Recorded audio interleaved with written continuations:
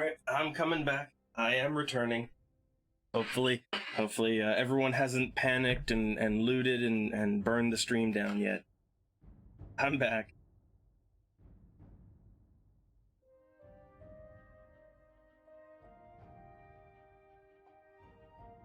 Ah, that delicious mineral-rich tap water, minerals and fluoride and all the good things in toothpaste, right?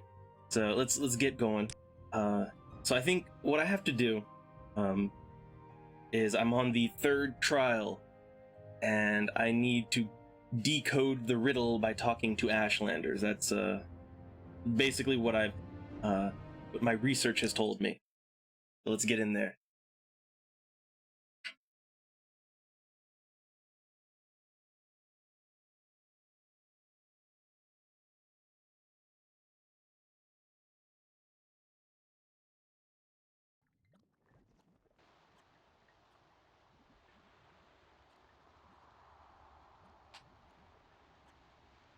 I don't think I've run into like one of these things. I guess I haven't been to the tribunal content yet.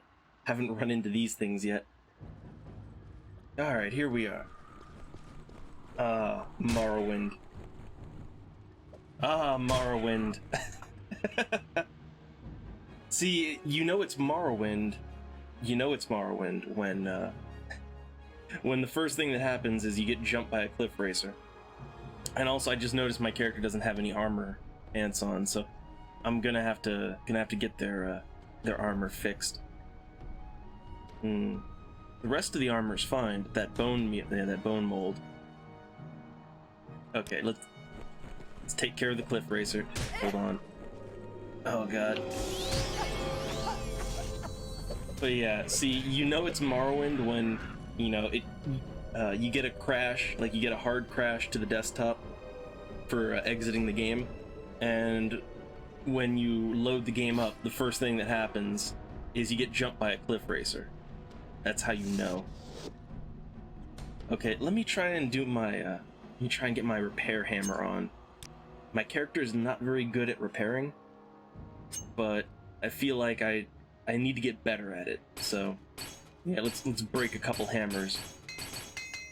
Oh, see, there we go. We're learning. We're slowly learning.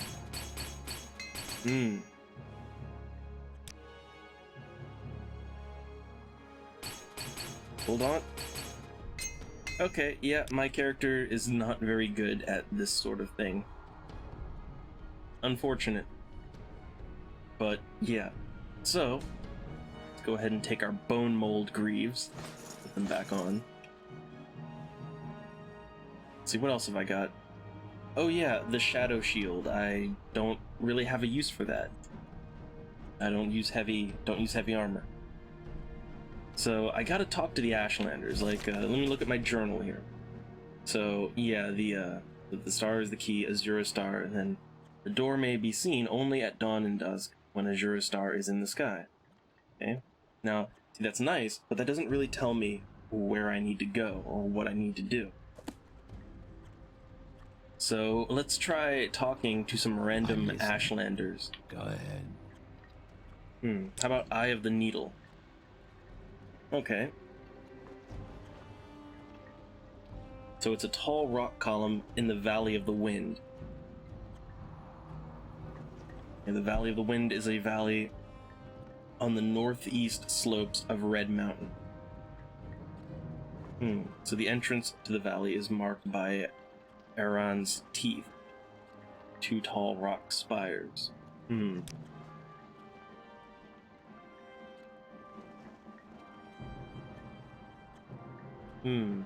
it's on the northeast slope of Red Mountain. Okay. You gonna mark that on my map, or well, something is marked on my map. I don't really know the significance of that.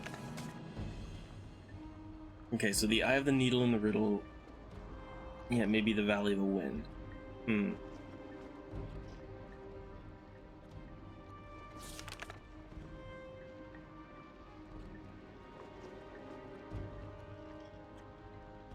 Okay, so,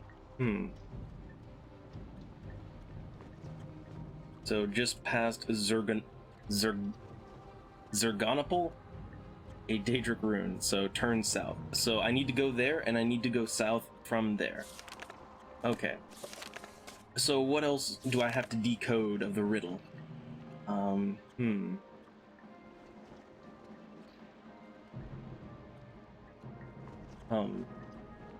let's keep talking to him. So the Eye of the Needle. Okay, we got some information about that. Skin of the Pearl.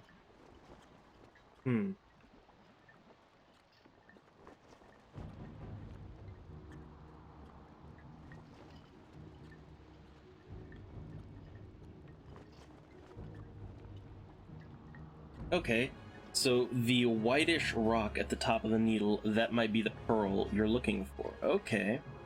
Okay. Teeth of the Wind. Okay, yep.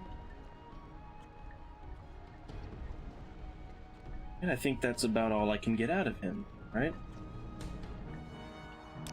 Yeah. So we've got clues. We've got some clues. We've got some, not the most helpful clues, but what we have is that there's a ruin, and where we need to go is south of that ruin. And just looking at it, I think that Tel Vos would actually be the closest location that I can get. Or I could just try to walk. I could just try to walk it. Let's do that. Let's just hoof it. I might not have to consort with the dark Google forces in order to understand this puzzle after all. That would be really nice if I don't have to do that. Oh, hey!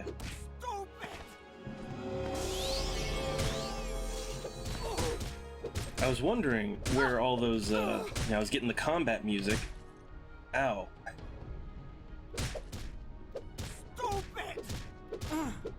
Okay, well, fortunately they're not too difficult, but my health is low.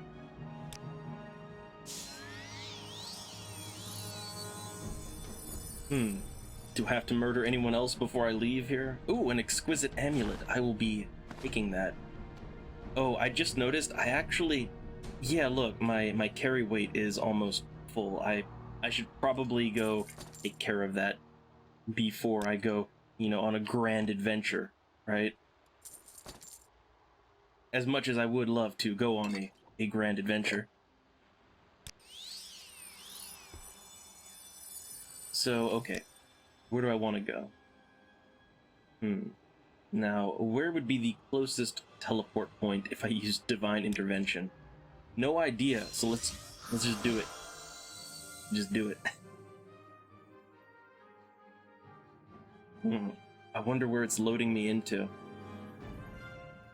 I'm really curious. Waste my time. Have I been here before? Okay, this is Nissus. Okay. So Nissus was the closest point. So yeah, before I begin any grand adventures, I'm gonna be trying to unload some of my treasures. I know I'm not gonna get the full value, but I just want to get rid of some of it. So yeah, if you're expecting grand adventure, it's coming. The grand adventure is coming, but I have to unload all my crap first. I need to find people that will buy some of my goods for at least half of what it's worth, maybe, or a tenth of what it's worth, in the case of some of the some of the bigger items that I've got.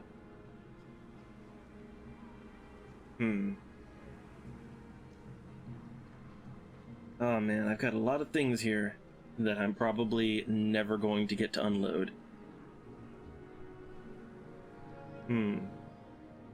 How about... Okay, I like that, the Aryon's Helper, it's kind of, it's slowly recharging on its own. I kind of like that. The Belt of Heartfire.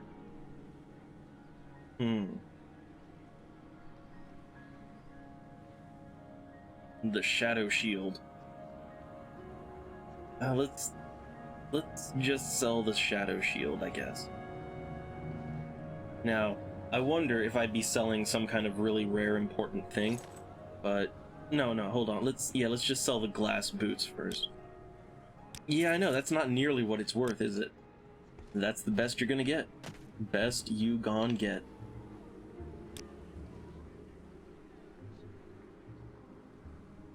Oh man, all the junk I have to sell off. Now look at that, all that vampire dust, but I'm never gonna be able to find someone that actually buys it for anything of value. The House Dagoth cup. I feel like I might need that for later. I don't know. It's so hard to know what has use later on and what doesn't.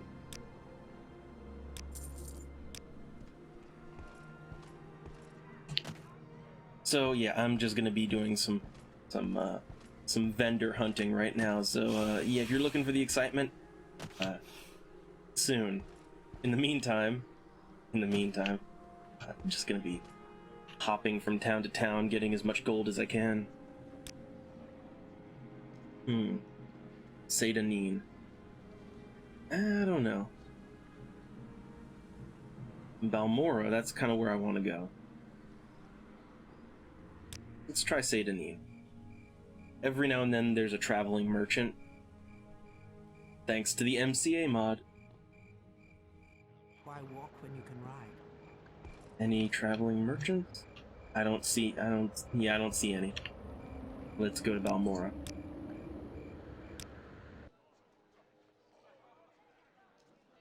But oh hey, while I'm doing this, and I know it's terribly exciting, Where would you so like to go? speaking of buying and selling things, so I finally went ahead and I'd gotten some PDF files, but I finally went ahead and ordered some print books that I'd been wanting to get for a while. Some RPG books. And $120 worth of RPG books, because you have to get them printed on demand. And I went ahead and got there's a couple of game systems that I wanted to get my hands on, and like I feel like burned now, because I could have used that $120 towards a lot of other things, but I really wanted these books to have on my shelf to read and to maybe use at some point in a game. So the books that I went with was so I bought the core book and a couple of supplements for, there's a system called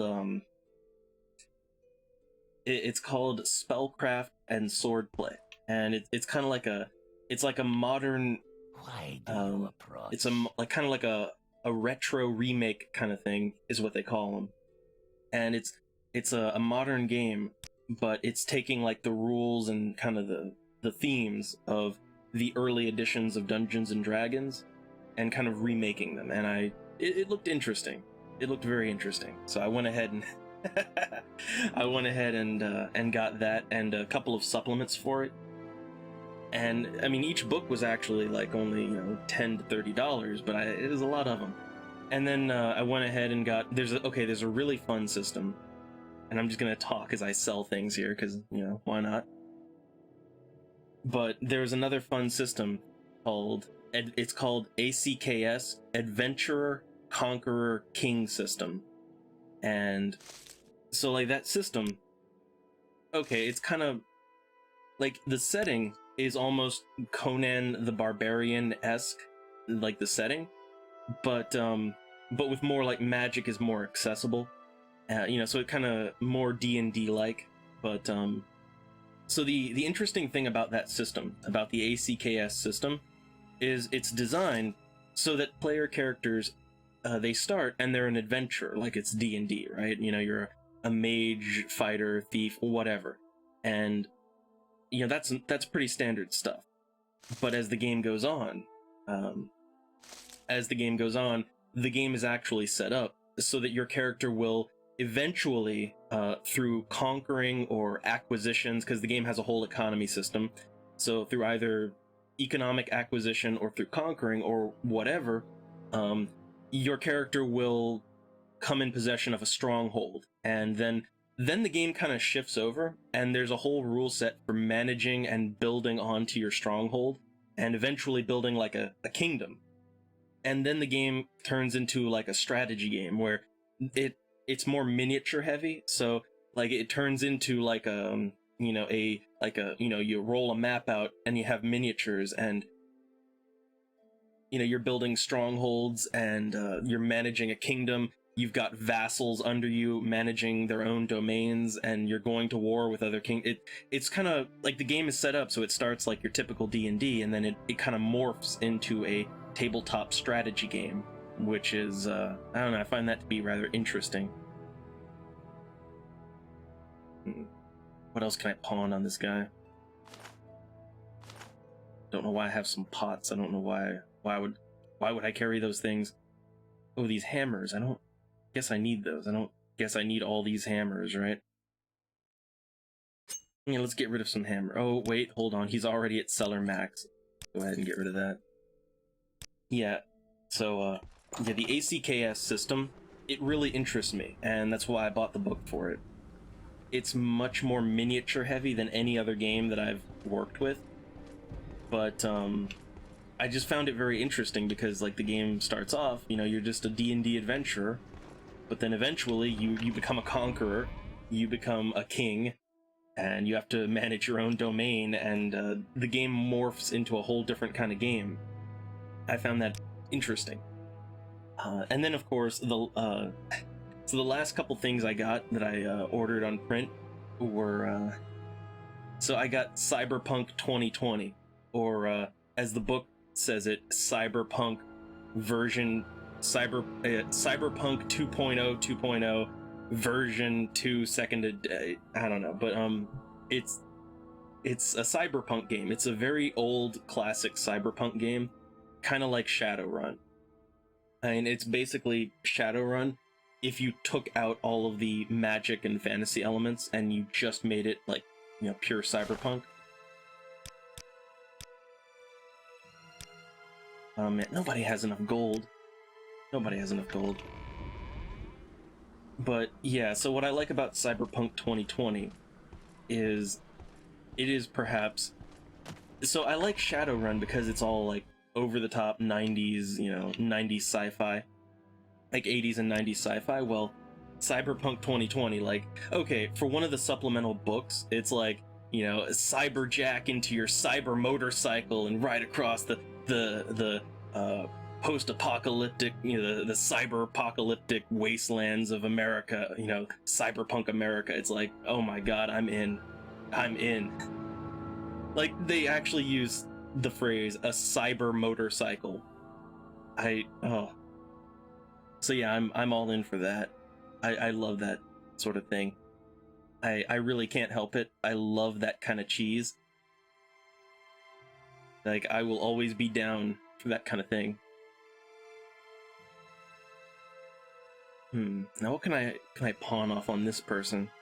I'm just trying to get rid of some of the more heavy items in my inventory.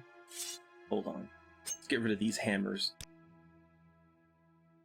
I think I'll hold on to the journeyman hammers, but I'm gonna sell off the master hammers. Do I need any of these? I don't really think I do. Secrets of Dwemer and Homuncula. I don't need that.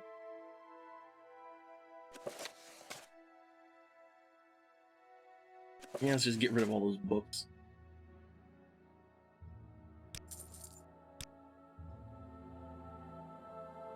But, so yeah, okay, and then the last thing I ordered, the absolute last thing, so the last thing I ordered is kind of a joke adventure book. It's, well, not joke, but it's an adventure module that it's designed to work with any fantasy RPG system, and it's like a whole campaign that you can run, and it's kind of a parody campaign. It's an adult parody campaign D&D thing, and I like the humor. Like, as I was browsing through books, I really liked the humor of the author, and I figured, hey, why not Like, this would be the perfect thing. Like, if I ever do a Dungeons and Dragons, or maybe, you know, an ACKS campaign, I think it would be a really fun thing to spring on players, like to suddenly find themselves in this very strange, maybe sex dungeon. I think it'd be a fun thing to spring on people. But yeah, that's, man, I got a lot of books. I ordered a lot of books. And again, it's like I feel like oh no, I've become burned. Oh no. But hey, look, I gotta have them. And I still, like, there's still books I want. I still want the like, I was gonna get the V20 Vampire the Masquerade. Like, I got a PDF for it, which is nice.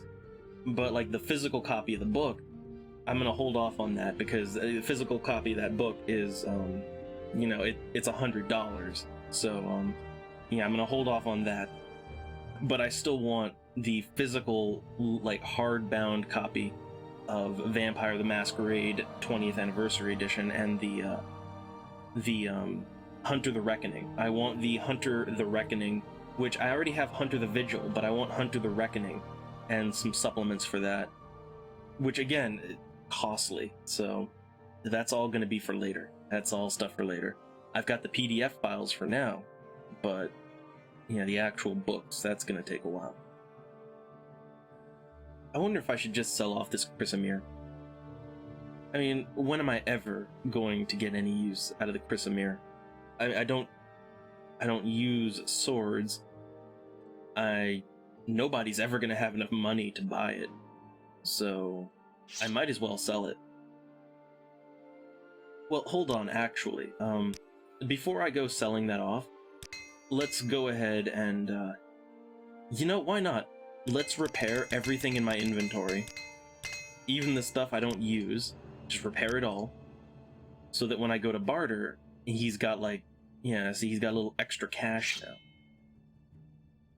So, hey, look, I can get like an extra almost 700 gold out of him. Man, it doesn't feel good. It really doesn't feel good to unload a 95,000 gold weapon on a merchant for only 2,188 gold. That really doesn't feel good. I mean, that feels bad. But look, in all of my adventures in Morrowind, I have not found a single merchant that has more than 5,000 gold. And 5,000 gold, finding someone that has 5,000 gold is a rarity. So, I take what I can get. Either way, I have freed up a whole lot of room. See, look, I got a ton more space now. So I'm ready to go to the dungeon. Or, well, okay, Zerganopol, that's not the destination. That's kind of it's like a pit stop on the way to our destination. But, yeah, I'm ready. So, okay, Telmora. Telmora is the closest place to where I want to go. Let's try and get over there.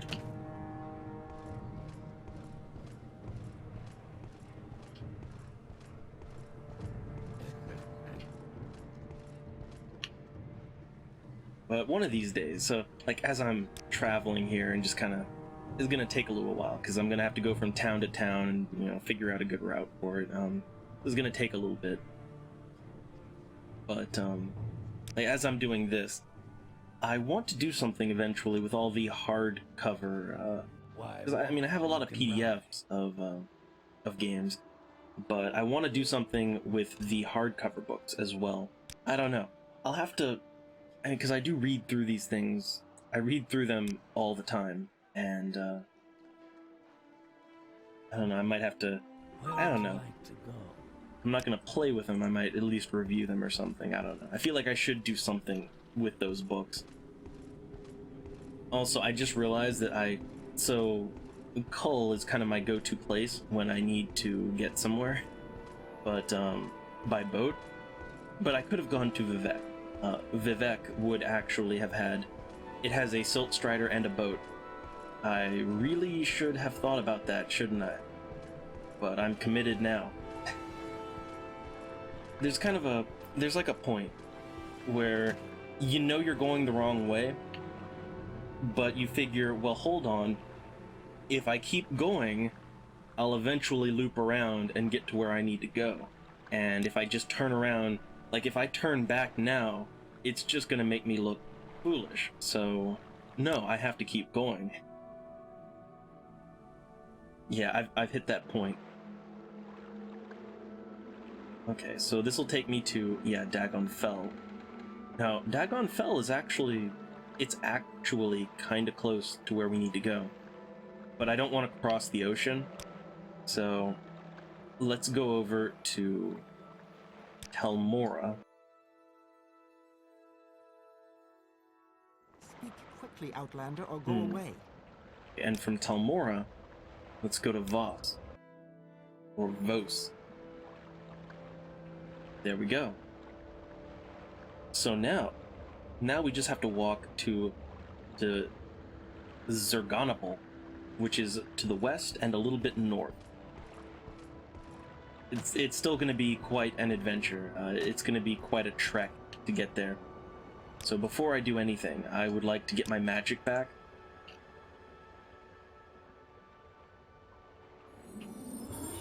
I know it's terribly exciting, but I have to keep getting my magic back. It's the only way I can do it. I'm an Atronach, I can't help it. Oh, do I have... I was just kind of looking to make sure that I have my shield. I wasn't using a shield for a very long time.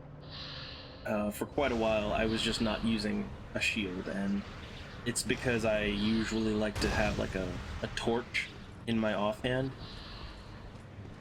But I've stopped using torches. I've pretty much stopped relying on torches for light anymore. Oh wait, hold on. Can I go ahead and summon this up? There we go. Yeah, let's advance time till daylight. I don't like to do my adventuring in, at night, because you can barely see anything. Although it's telling me that there are enemies nearby, which means, yeah, no advancing time for me.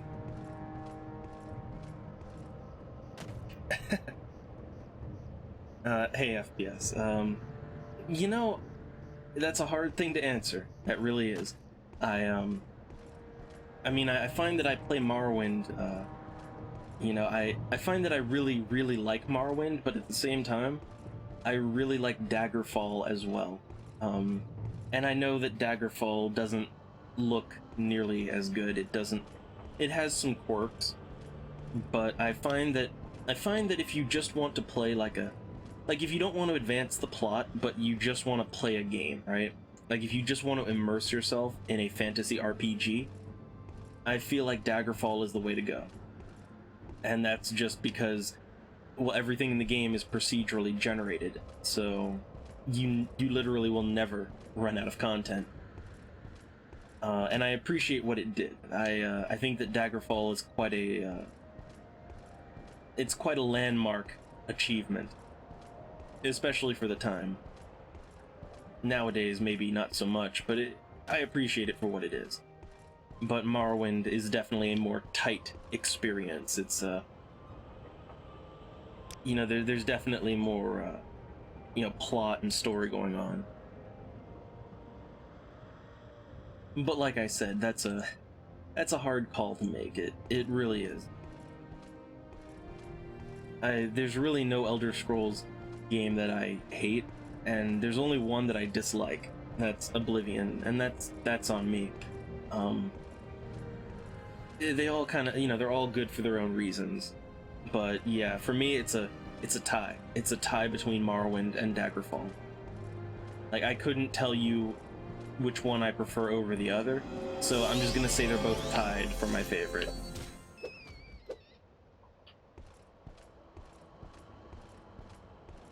Yeah, the bugs. The bugs that Daggerfall has, yes, they're bad. They're bad, but they're not game-breaking for the most part. Now, okay, like in Daggerfall, I've run into several situations where okay, like I've run into several situations where like I couldn't get out of a dungeon because the dungeon just didn't procedurally generate like you fall down in a pit and there's no way to get out of the pit. Well, the thing is that in Daggerfall it's very easy to cast a levitation spell. So, like you can't really say that's a bug because anyone can use levitation in that game. Ooh, man, one of those things. But there are a couple other bugs too, but it's like you just kind of have to know what the bugs are and know how to work with them. Oh god, my mace unsummoned. Gotta get my mace back. Alright, stun lock.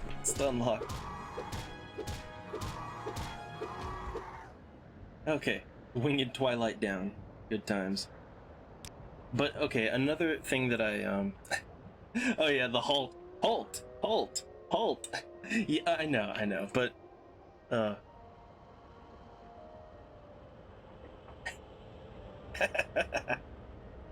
yeah, well, okay, here's, but speaking of that, so in Daggerfall, as far as I know, Daggerfall is the only Elder Scrolls game where it's not just like the guards come up to you and they're like, do you want to resist arrest, or do you want to go to jail or pay your fine? Like, it's the only game where when the guards arrest you in Daggerfall, you actually have to stand trial.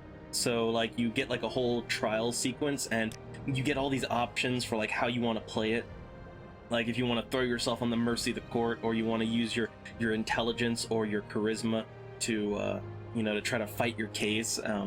Like my bard, for instance, my bard in Daggerfall, like they're so charming and so intelligent that anytime I get arrested and I have to go on trial, I just charm my way out of it, and like I could have murdered a man in the middle of the street and the judge will find me not guilty.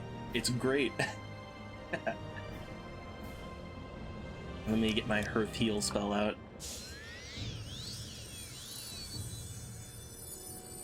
Yeah, when it comes to Daggerfall, look, you gotta give it a pass. When it comes to all the problems, you have to give it a pass for its age, because as someone that played a lot of games in that era, PC games did not used to be nearly as stable as they are now. A lot of old PC games, they would crash constantly. There'd be constant hardware issues. You were lucky to get a game to run well when it came out, much less now. So you kind of have to give it a pass for that. And if you can do that and get into the game, there's actually a lot of really fun stuff going on with it. Man, my mace is gonna unsummon real soon. So something in Daggerfall that I do like a lot is the combat system. So in Daggerfall, it's kind of like so in Morrowind, right? You can do like a quick attack, a big, hard attack like that. That's nice. Now in Morrowind, you do kind of have the ability to apply different methods of attack, right? Which oh my god, I'm getting attacked on multiple fronts. Let's see if I can get my mace summoned. I'll demonstrate what I'm talking about in a second. But I have to not die first. Gotta click left mouse button to not die.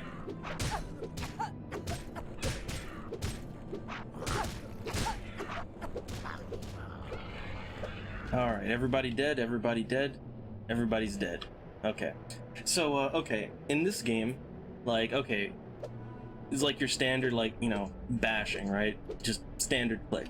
If you go forward or backwards, you do this. Left or right, you do like a swipe attack. Well, that's kind of a holdover from Daggerfall. But in Daggerfall, and I really like this, in Daggerfall, you could do that. Like, you could swing your weapon from left to right or from right to left. Or, you could jab with your weapon, or you could do like an overhand attack with your weapon.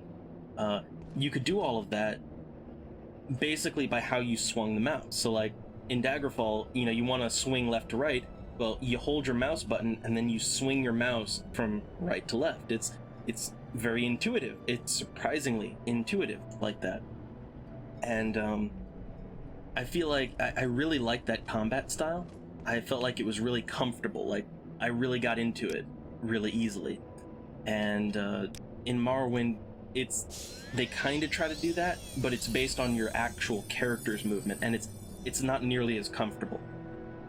So that's like one example of something I really liked with Daggerfall that Morrowind didn't quite do right.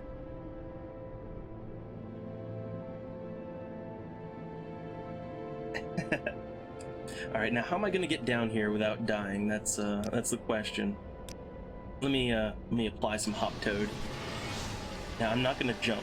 I'm just gonna use my Hop Toad to slide down the mountain. That way, you know, it just boosts up my acrobatics. So if I fall too far, I won't take a ton of damage. Oh, loading area. That's another thing. I always forget that as you're wandering around in this game, every now and then you'll have to load the area. I kind of forgot about that. That's something Daggerfall doesn't do. Daggerfall, other than the dungeons and like the interior buildings, it's all kind of one area. And there's never really a loading screen. It's all pretty instant when you transition from area to area.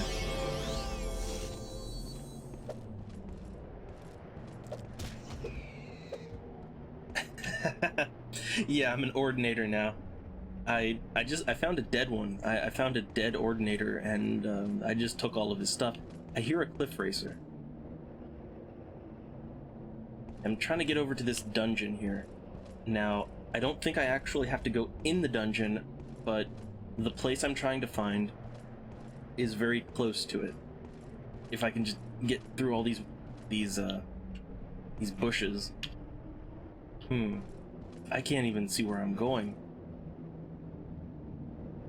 Okay, straight west. Yes, as a Nord, and I'm also a Nord mage, so that's the best part. Oh, look, I can't get over this slight incline. Oh. All of my magics, and I cannot get over a hill. I'm bested by a hill. Okay, let me hold on, let me get my so I can use Hop Toad to get over this. Maybe? No, I think Hop Toad is not quite doing it for me. It's not quite getting in there. So I can't hop over it. Man, I'm gonna have to use a levitation spell just to get over this hill. Unless there's a way around it. I might be... You know what? I might just be dumb right now, and there's probably a way around... Probably a way around the hill, but I gotta fight this guy first. Ooh. Come on. Stun locked. Not quite. Not quite getting the hits on him like I want to. Got a lot of hit points. Okay, what I'm gonna have to do here, because I'm gonna die if I don't do something. Okay, I can't do this, but what I can do is I can summon up a Bone Walker. I can summon a Bone Walker and have that beat his ass. I've got a couple other things I could summon too, but let's go with the Bone Walker. Oh god, I'm being knocked down. Hold on. Let's restore fatigue, and let's restore health. Okay, that'll keep me from dying long enough to get a pet out. There we go. Now, back to the fight. Now the Bone Walker. I really like the Bone Walker because it constantly debuffs his strength and endurance.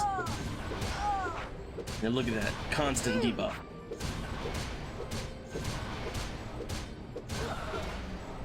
Oh man, that's how you do magic. That's how you be a good mage. So let me take my gold. I'll take some emeralds off of him. Wait, hold on. Emeralds fortify magic. Huh. I'll take that expensive amulet. And the rest of it I think I'll just leave there. But, ooh.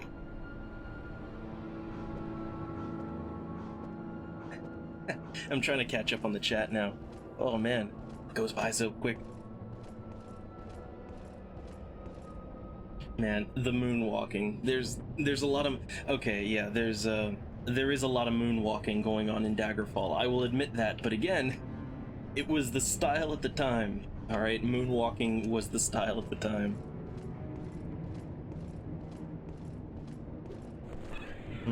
Oh, cliff racer.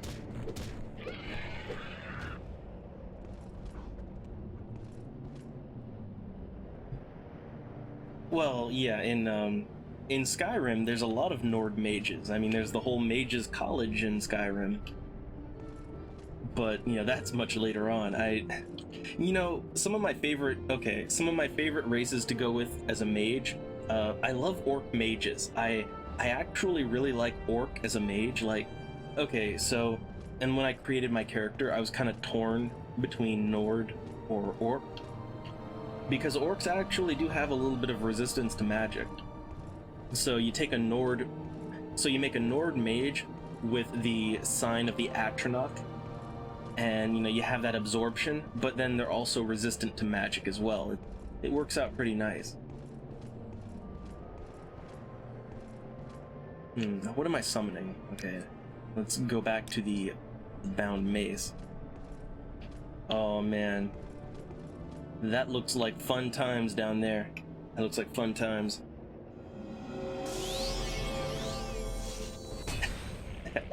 Alright, so these things, they kind of constantly walk backwards. So just gotta beat them to death before they have a chance to do anything.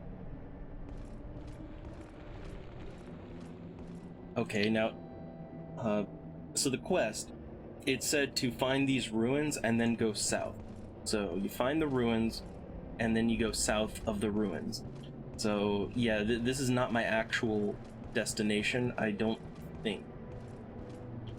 I think my destination is over this way, but I can't really go directly south because, you know, that's oh my god, there's a bunch of naked people dancing down there. Man, overhaul mod, why you gotta do this to me? Yeah, they're hostiles too. Oh, I have to get away from this. Well, I'm trying to go south. Trying to get south of here, but I can't really do that. They're not attacking me, so that's good at least. But I need to go over here. I need to get up here. Let's take a look at that quest text. So, yeah, Aaron's Teeth, the Valley of the Wind, 2 rock spires mark the entrance to the Valley of the Wind. They bear the, okay. So this might be the Teeth of the Wind. So the Valley of the Wind is a valley on the northeast slopes of Red Mountain. So the Valley of the Wind. The camps have no water, they are sheltered from the wind. So Dune Eye Caverns are also there. The Valley of the Wind is, okay, eastmost valley. It runs, okay. So past Buthuand, a Dwemer ruin, and just past Zergonopol, a Daedric ruin, turn south. So yeah, it says like right there, turn south. Well, I'm right there, and there's no way to go south of here. There's no way to go south anymore. Yeah, do the Morrowind.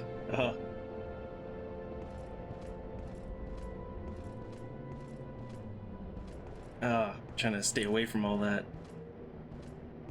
Now, okay, there has to be a way into this valley. Wait, hold on. I think I see progress over there. I think I see progress. So I can't really see anything because of the dust storm going on here. But I'm gonna keep wandering around. We got a big dwarven ruin here. But I need to go this way. Like the way that the game wants me to go They said south of those ruins. Well, the only thing south is a giant mountain. So, let's take a look at the local map. There's nothing on the local map. So do they want me to go back this way?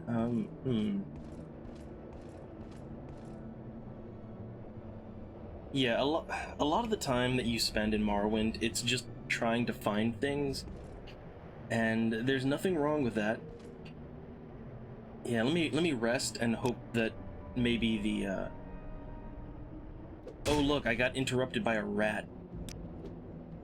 Yeah, I'm gonna try to like rest until the storm goes away.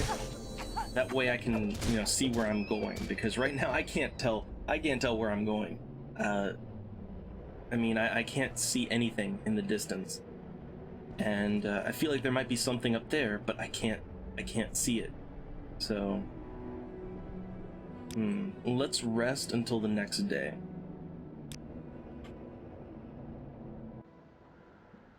Oh, hey, look. I've ascended to level 24. I kind of forgot about that. I kind of forgot that, yeah, I kind of forgot I was, due for a leveling.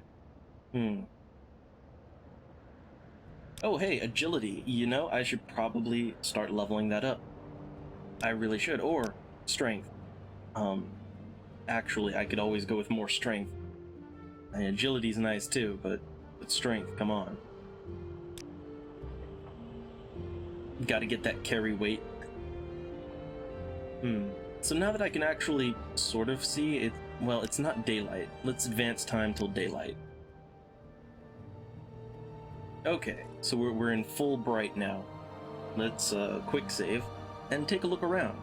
So here's the ruins. They said that it was south of the ruins. The only way I know to go south is right there. So that's what we're gonna do. We're gonna levitate straight up this mountain, like just straight up the side of this mountain. We're gonna do it. That's what the levitate spell is for. No, you don't have to rest in a bed. You just have to rest. Like, you just have to rest, period. See, you can't always rest though. Like, if there's enemies around, you can't rest. If if you're in a town, you can't just rest in the middle of the streets. You can only wait. But if you're out in the wilderness, you can rest all you want. Okay. So oh, here we go. There's like a valley over here. I'm seeing it now, and I'm getting attacked by a cliff racer. That's great. Yeah, it's not that you're necessarily remembering wrong. It's just you can't always rest. Yeah, there's only certain circumstances in which you can rest or not rest. So there's a nice valley right over here. Now, is this the valley, or is this just a pit stop on the way to the valley? That's the question. Well, let's kind of, before we go down there, let's take a look around. So is there some kind of cave right there? Is there like something I can get into? There's a dead guy down there, and that makes me curious. So let's swoop on in, kill this rat. So what do we got? Well, we've got some rock formations, and those rock formations interest me. Got another rat. I just noticed my blunt weapon skill is almost maxed out, so I'm not going to be able to level up off of that for much longer. So we got a dead knight, and he's got some things on him which I'm not too sure I want to loot or not. Nah. Well, I will take the health potion. I'll take that. But this is just kind of a dead end. It doesn't really go anywhere. However, it might be one of those things where like the entrance only opens up at a certain time of day.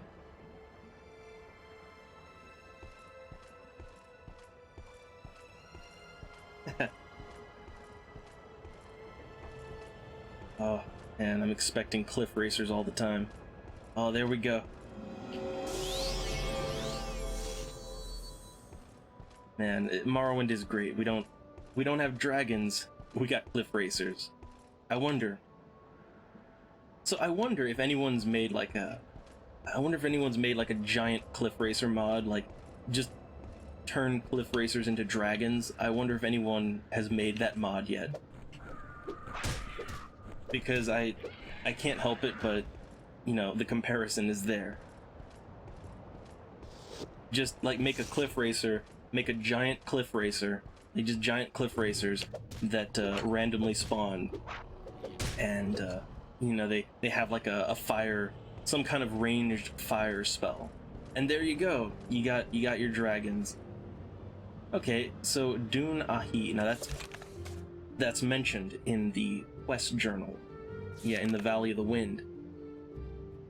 So there are two valleys side by side on the northeast. Okay, so the westmost valley is called Dry Camp Valley. All right, and yeah, Dun Ahi. Okay, so then you have the Valley of the Wind is the eastmost valley. Okay.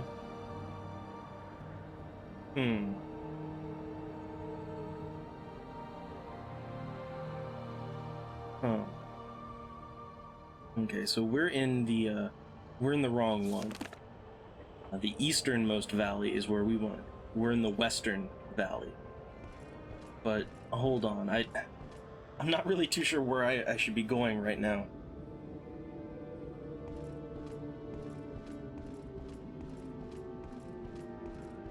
Oh yeah, that dungeon. Yeah, there's a lot of little secrets hidden here and there. A lot of them. So am I going in the right way or not for that third try? I don't know, but there's a bunch of people over here. Are they going to be hostile or are they going to be friendly? No, they're not going to be friendly. Oh, they're not friendly. They're really not friendly. Let me go ahead and get some things ready. So I'm going to go ahead and do a quality restore magicka. And I'm going to summon up a bound mace. Oh man, they're already catching up to me. Okay, I need to summon up something. What do I want to summon? How about a Greater Bone Walker? There we go. Alright, let's do it. Let's dance. I don't know where the Bone Walker's going, but I'm guessing he's gonna help me some way, right?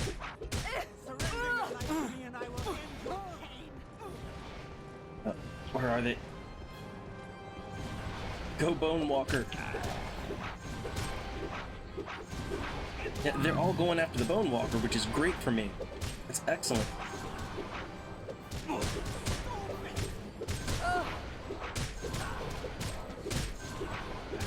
This is a mess. This is just a complete mess.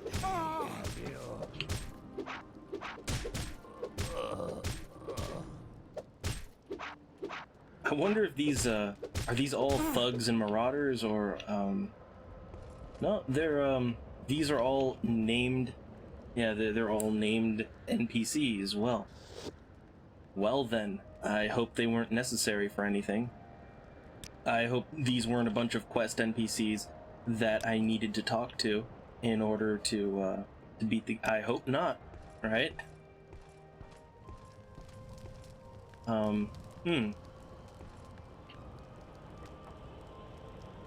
Yeah, they've got some things I might want to loot. Not really. Again, I just hope they weren't important. I hope they weren't important. That'd be really bad if I just killed a bunch of NPCs I needed to talk to. Ooh, I'll take your gold. I'll take your 14 gold because it's really worth it. Oh yeah, that is something I should be doing. I should be making a separate save. But, well, too late now. It's kind of how I feel about it. It's like, I really should be rotating my saves and all that, but at the same time, you know what I'm also a fan of? I'm a fan of, look, one save, if you fuck the world up, then you fuck the world up. That's how you played the game, alright? Like, you played your cards, and you played your cards wrong, and now you gotta deal with it. That's kind of how I play video games, which can be maddening for some people watching. To see me, like, just gloriously fuck something up, and not even know it. Oh yeah, it's great. So, where's the other valleys? Okay, so here we go. So, this is the westernmost valley, and this is the easternmost valley. Oh, hey, look, the two rock spires. That's the that marks the entrance. Okay. So hey, let's check that thing out right there. It might be something. Let's just slide down the mountain, because that's safe.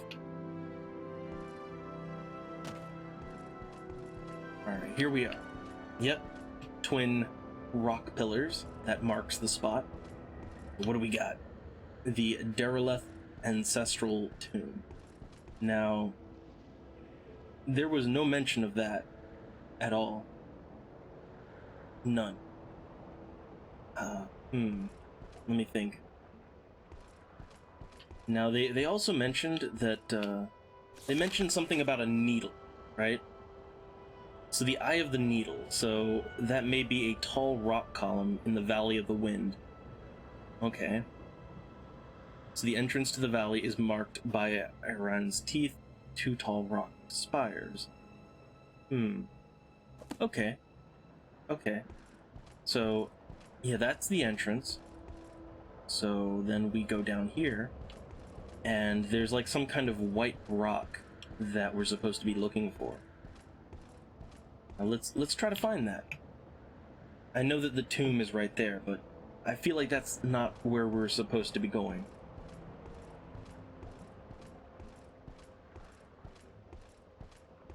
And yeah, I know that it would be smart to have a different save just in case, but I still, like, I prescribe to the philosophy of, if I mess something up, it's done. Better luck next time. Because I'm not at all against playing Morrowind again. Like, I'm really not. So here's the thing, if I really gloriously mess something up, like beyond repair, then all that means is, well, I guess it's time to try something different, as in, I don't know, let's be a vampire or a werewolf or something like that. Let's just go completely off course.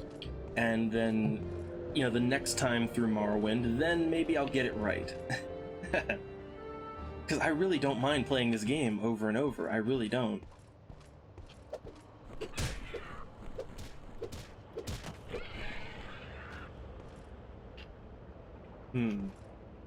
Okay, now... So the needle, they said that might be a white pillar, like some kind of a white rock that is standing high, like a pillar. It's a pillar of some kind. So, where is that giant white rock pillar? Let's see if we can find it. I feel like I might be going beyond the location that I'm supposed to be going at now. I'm not really seeing any white rock pillars, though. I'm not finding anything like that.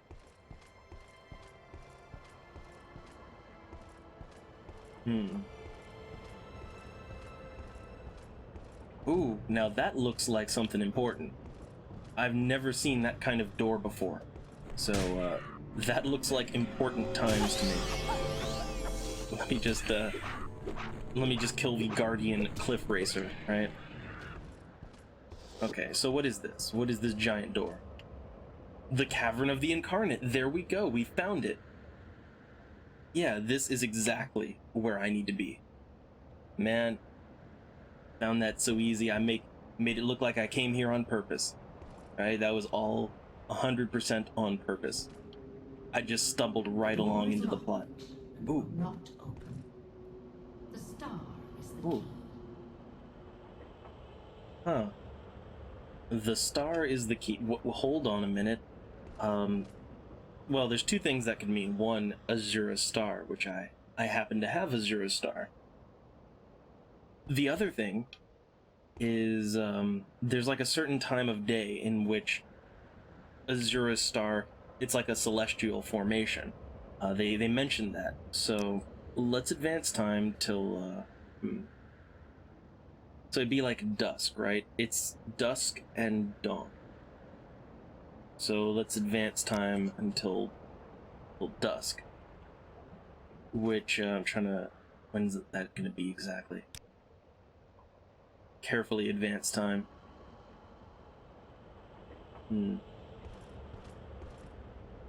Not quite there yet.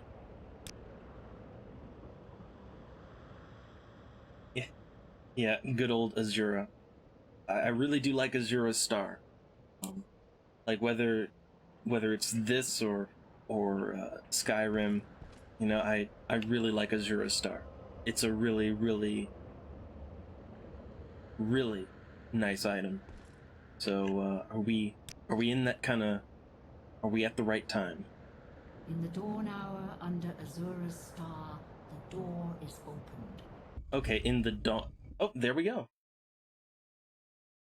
There we go. So here we are.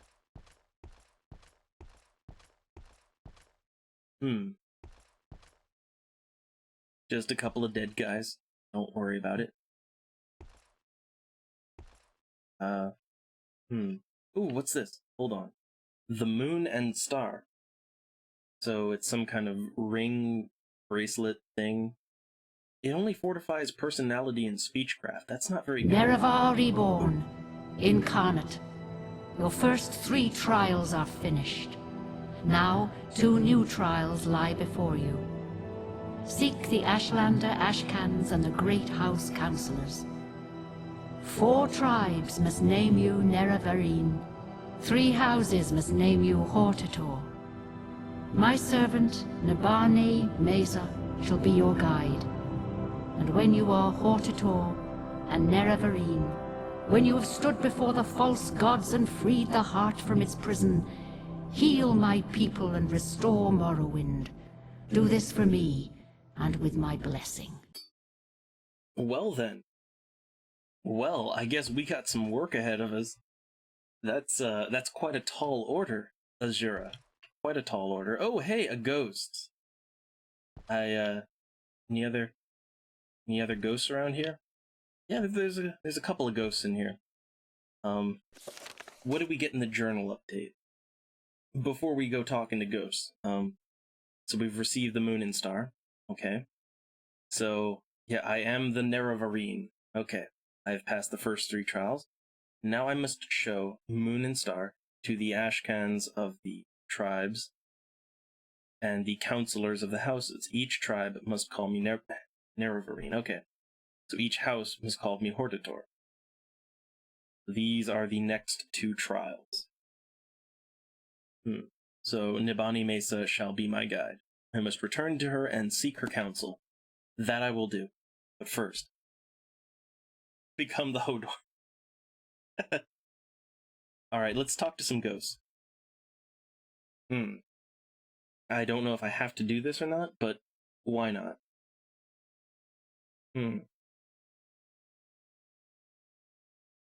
So, wisdom guides me. Okay, they're not really telling me anything that seems terribly important. Oh wait, hold on. Journal update. So they are a failed incarnate.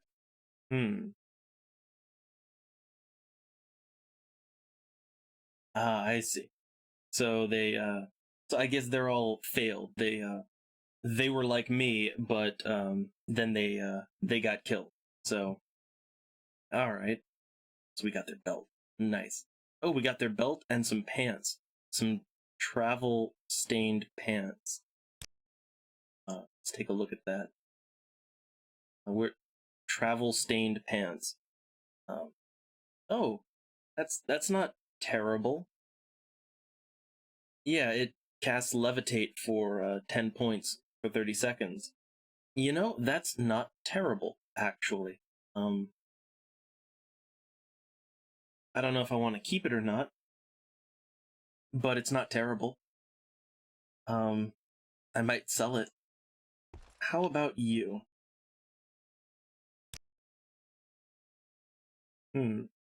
So we got a book and a mace, which again, we're not really gonna be keeping any of that. Let's take a look. What did he give me? Yeah, this mace is not really, it's not really very good.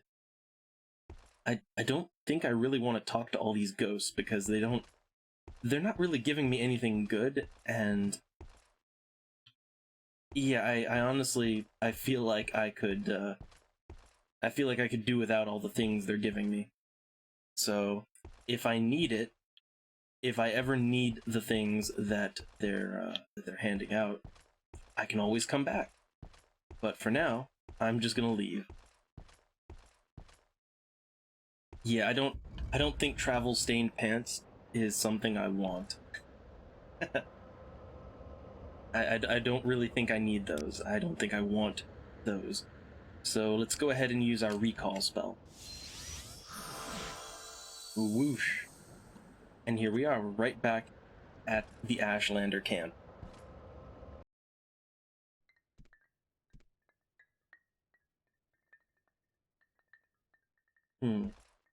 So what do you have to say now? Yeah, the 7 trials, do you have an update for me? Well, hold on, I have the moon and star. What options does that open? Like the 3rd trial, I did it.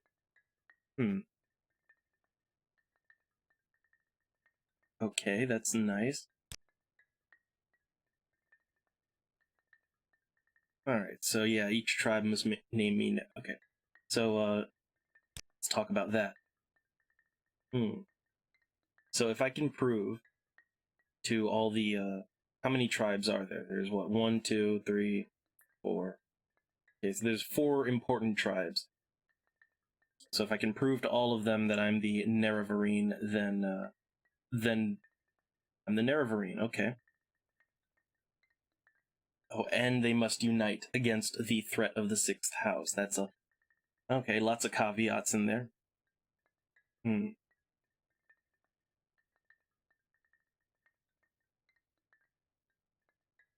Okay, so I have to go to all the tribes now. But go first to Sul Matul, and he'll grant you the... Okay, good. So I guess with this tribe, we're already in good, so we don't have to worry about that. But how about Hortator? How about that?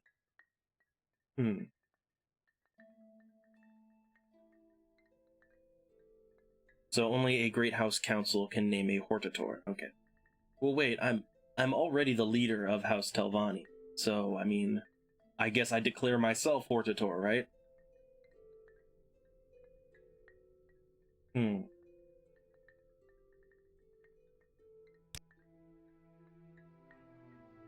So, let's see.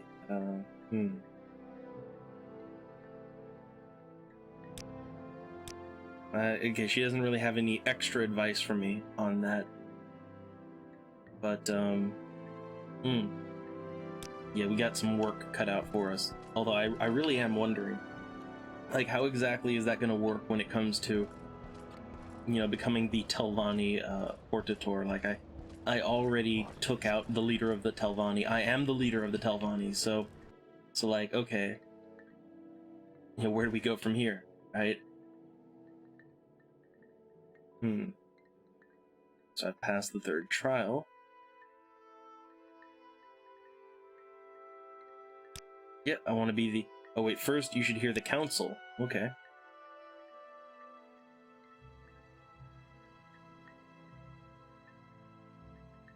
And no, we're, yeah, I'd say, I don't know, I guess we're kind of mid-game in as far as the plot goes.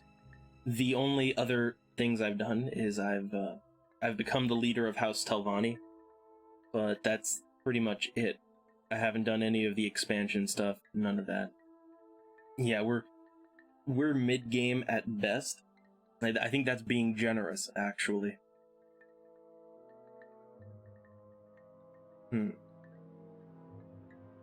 Okay, so he wants to give me some counsel. That's nice.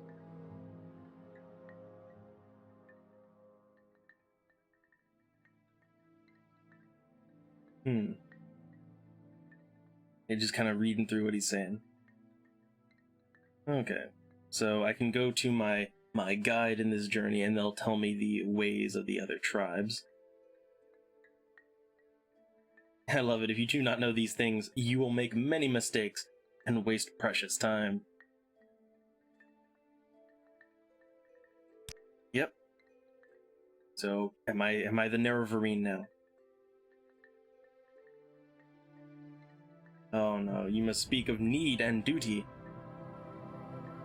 Okay, so how about need? Okay,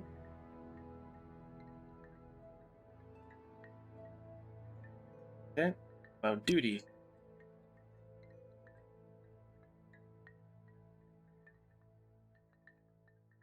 Free the false gods.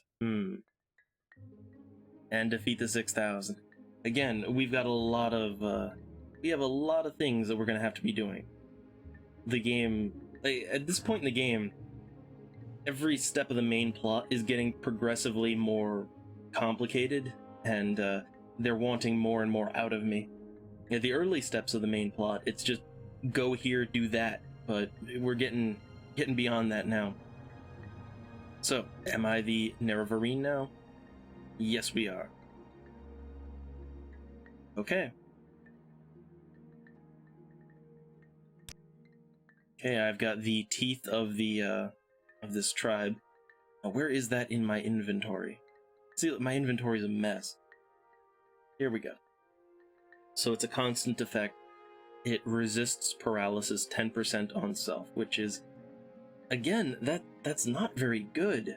I hate to say it too, but that's not very good. But we've got one tribe down. So we have become the Nerevarine of one tribe. There are 3 more to go. Did they mark them on my map?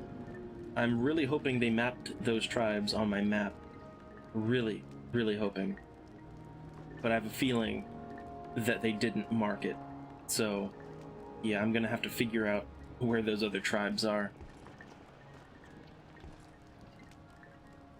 Wealth beyond measure, Outlander. Yeah, we're a ways in here, but not that far in. And I have no idea. I have no idea how much longer to beat the main plot. And see, here's the thing. Here's something really important. Is like, I think how long it takes me to beat the main plot of the game. That depends entirely on how distracted I get with all the side quests. Like, how many times do I stop what I'm doing to go do some random side quest or to do expansion content? That's gonna be the main thing. So, the other tribes, So yeah, the 4th and 5th trial, the Hortator and all that. So, like, all I'm looking for is for them to maybe mark the tribes on my map. So, okay, they are of the Grazelands. They're mild and peace-loving.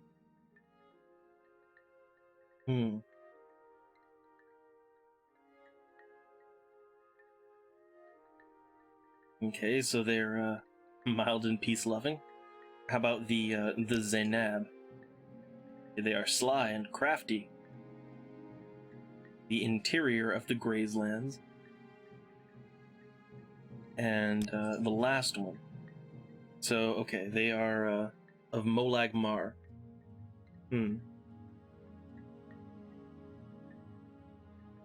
So wait, they're in Molag Mar. That should be pretty easy to handle, actually. Yeah, I can just go there. We welcome you freely, Outlander. Okay. So man, I've got a lot of things to do, and I'm still wondering how I'm gonna handle the Telvanni, because I've already killed the head of the Telvanni and made myself the leader. So I don't really know how I'm gonna handle that.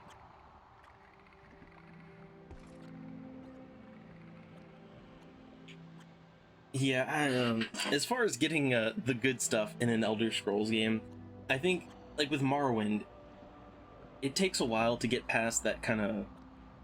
I guess, like, when you first start in Morrowind, especially as a weaker character, like a mage, the first few levels are hell. Like, the first 10 levels are hell, but once you get over that hump and you start finding good items and, you know, armor and equipment, and you know, you get some good spells, it's at that point in time that you kind of realize that combat is almost trivial, right?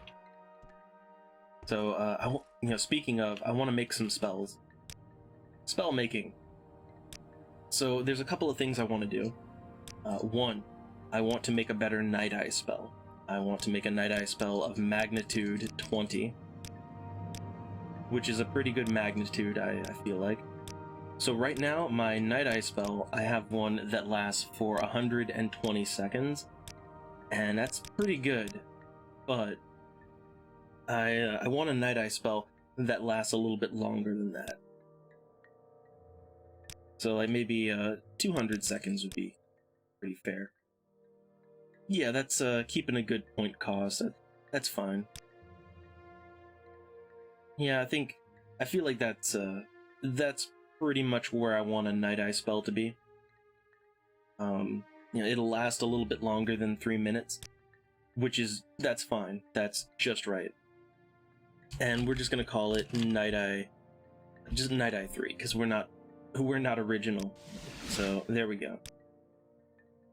And maybe there's some other spells I want to use too. I don't know. I don't really think there's anything I need right now. I guess, oh yeah, a better bound mace spell, that's another one. So yeah, my current one lasts for 120 seconds. Let's see. Yeah, look at this. I can summon one up for a lot longer than that. Yeah, let's summon one up for like 300 seconds. That'll last a good long. That'll last more than enough time to clear out a whole floor. So we'll just call that Bound Mace 3.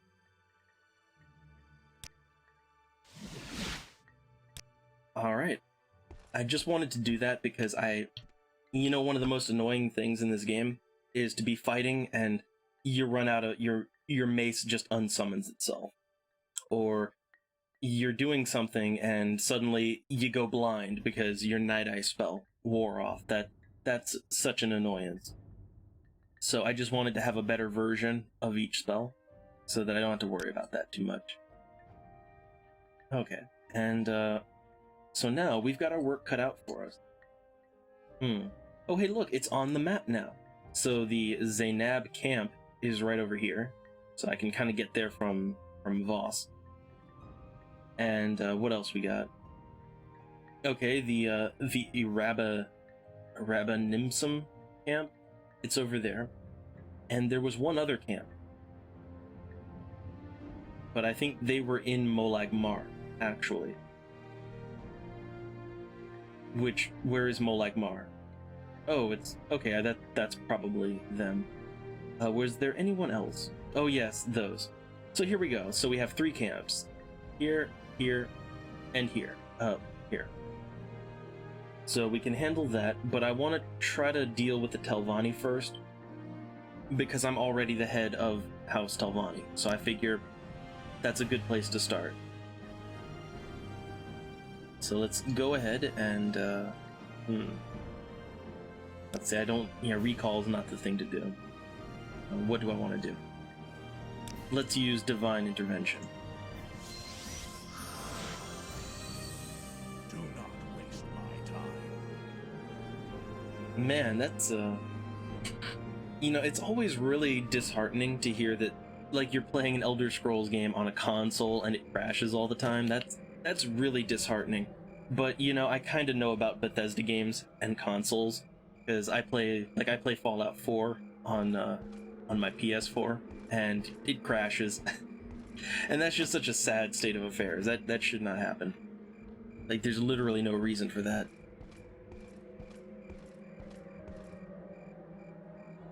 And I'm catching up to the chat now. So yeah, I do have the stronghold of the Telvanni. I have my own stronghold. I've completed all their quests. That's done. And I'm always slow to Slow to the chat. I get absorbed in the game, I can't help it. And I don't have any mods for, no, the only mod I've got is the overhaul mod, and that's it. I don't have any, like, gameplay mods except for, Morrowind Comes Alive. That's the only thing. I'm sure there are mods for that kind of stuff, but, like, as it stands, my Telvanni Mushroom Fortress, it's basically just, hey, look, I've got a mushroom castle. That's nice.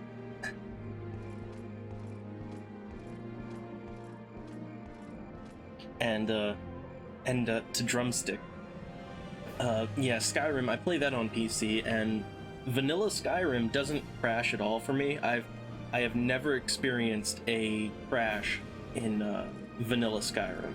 It's very well built. It's surprisingly well built for a Bethesda game. Unfortunately, the moment you start modding it, Skyrim crashes. Like, the more mods you have, the more Skyrim crashes, and, like, yeah, at a certain point, like, my Skyrim got, like, I didn't even have that many mods, and the thing was unplayable. Kind of unfortunate. Let's go to... Where do I want to go to?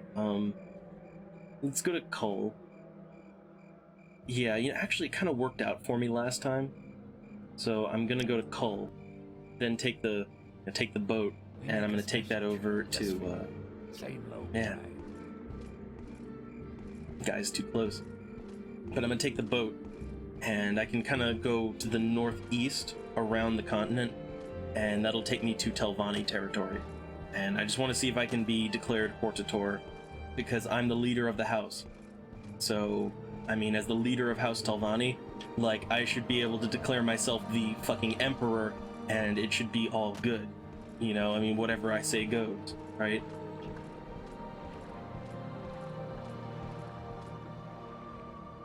Okay, let's go on over to Dagon Fell.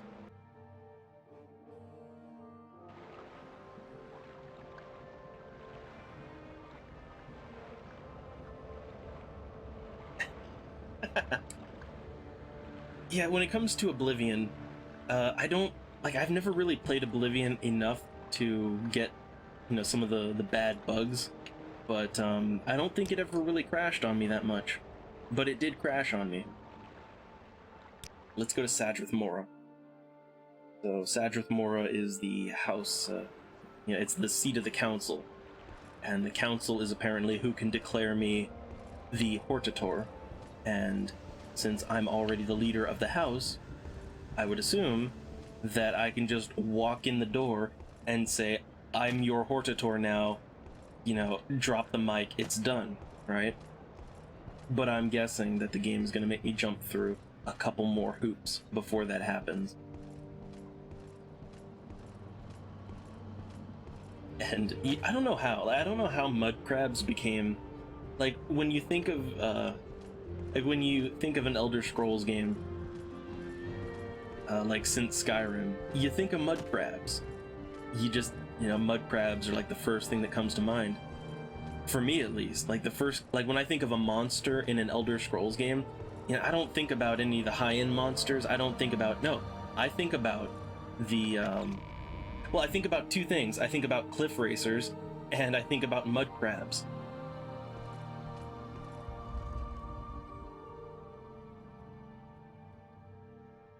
Alright, so let's, I don't know, who do we want to talk to?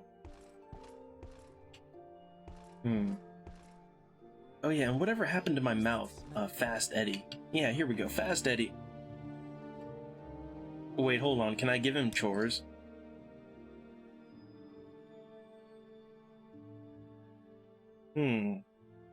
So, I love this. So he'll do chores, okay.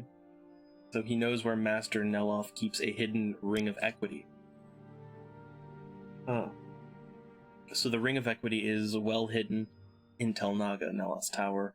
Okay. Oh, nice. So he'll fetch it for me if I bring him the key to Tel Naga. Oh.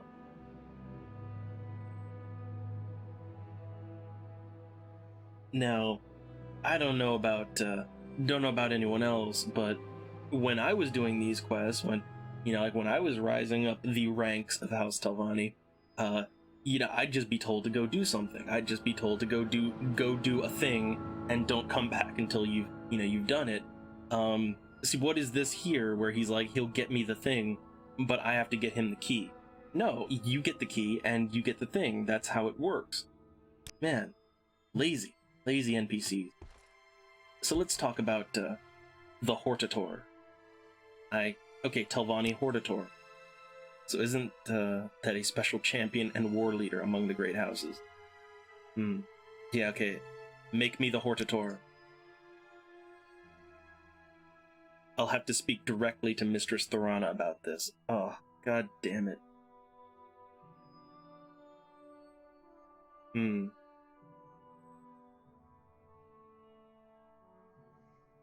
See, why do I have to do this? Why do I have to... How about some of these other people? Hortator.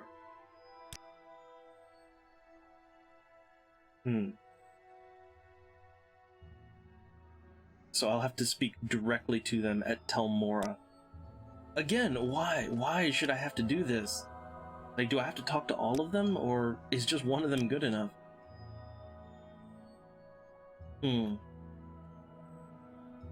Oh, god damn it. So yeah, I guess I have to talk to each one, right?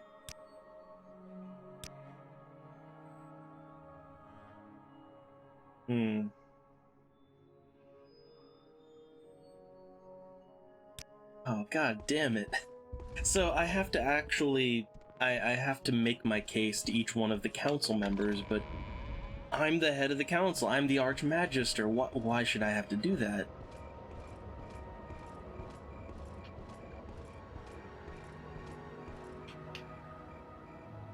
Man, that is really a disappointment. I mean, what was all those, all those quests that I did to be, to get my own mushroom castle and to be the Archmagister? What good was all of that if I can't even use my, authority to just declare myself the Hortator? What was it all good for? If I still have to run around and do chores, and I still have to, ask for permission from the other council members that are below me. What was it all good for? I don't even know.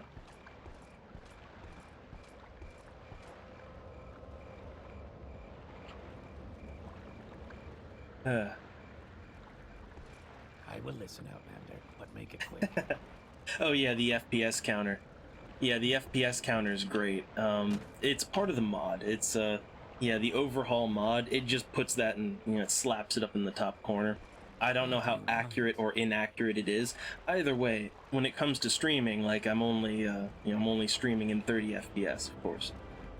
But like for me playing it, I don't know. The FPS is semi-consistent depending on what's going on, and a lot of that is because this whole thing is a mod. So, some modders, I guess, they made their their revamped models and all that. They made them very well, and I guess other modders, well, they didn't make them so well, so it causes problems. Alright, so where do I want to go now? So, okay, I could deal with the houses. And I guess I can do both at the same time. But, I guess I could go to, to Tel Mora and Vos. I guess I can go over there. I can handle that. Yeah, let's go to Tel Mora. Speak, traveler.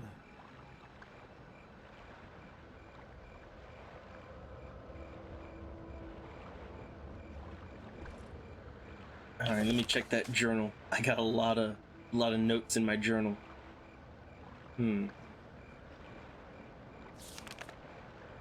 Okay, so who is in Tel Mora? I know one of these people were in Tel Mora. I just gotta figure out which one it was. Hold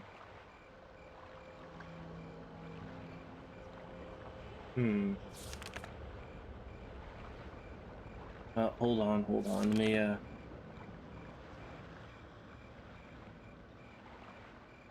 So they told me to speak directly to people, but they don't really tell me where they are.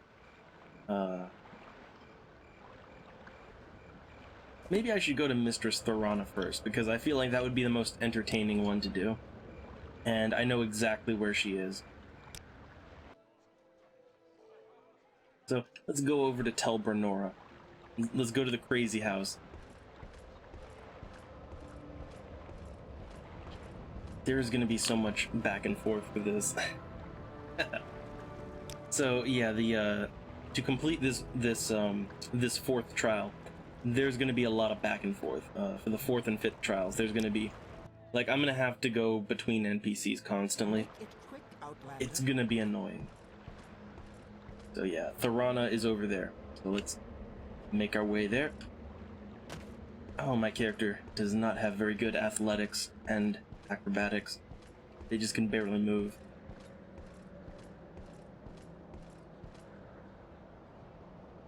Yeah, that's kind of the thing. There's you know, since pretty much everything is overhauled, yeah, since the textures, the models, everything, even the special effects have been over. I mean, look at this water, right? Like, take one look at that water and the reflections going on and the effects going on with that. I mean, that's actually better quality than the water in Oblivion. Much better quality, actually. So, yeah, that's a lot of extra stress. And the fact that it's all mod created, and, you know, it might not be done as efficiently as it could have been. Yeah, you're lucky if the frames are consistent.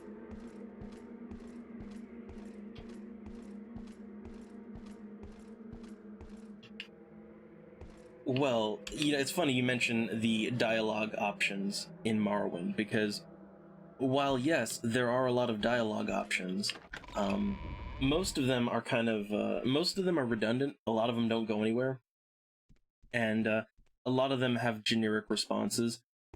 Actually, I find that you know, again, I have to look at that broken object, but a lot of the like, okay, when it comes to dialogue options, Daggerfall. Again, Daggerfall had a much more comprehensive conversation system than this game has. But you know, again, they all have their problems. So wait, that's not where I want to go. That is not where I wanted to go. I have to remember where Thorana is in here. I just remember that there's like a ton of Quam eggs, and look, broken. Yeah, see, that's supposed to be a desk. Like, you can see the books and everything setting on it. It's supposed to be a desk, but it's a broken object. You know, a 404 not found. That's fine.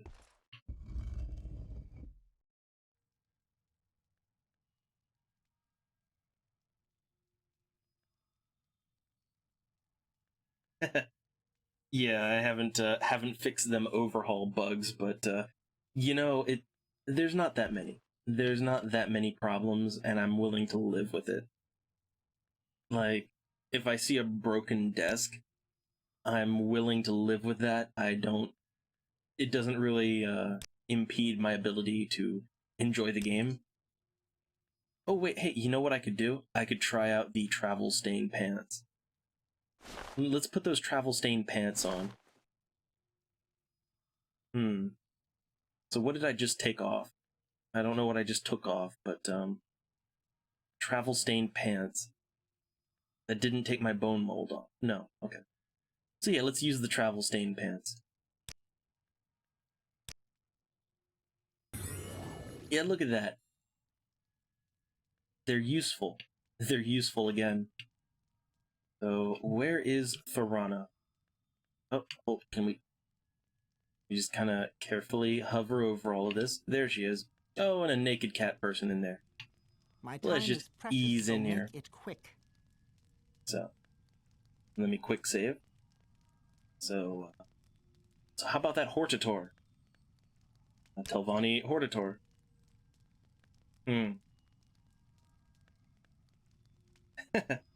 I love it.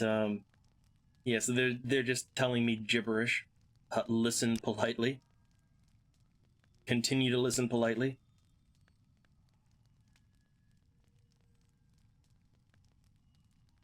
I guess I could stubbornly continue to listen politely. She can, in fact, go on forever. Okay, so I guess I have to tell her my story.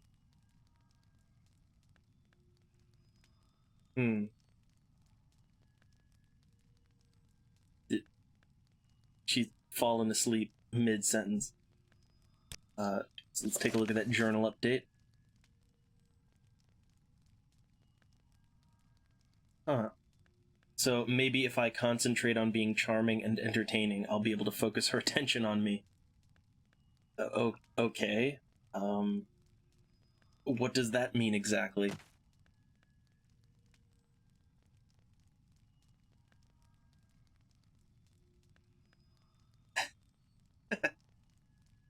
Literally unplayable. I don't know what I'm doing right now.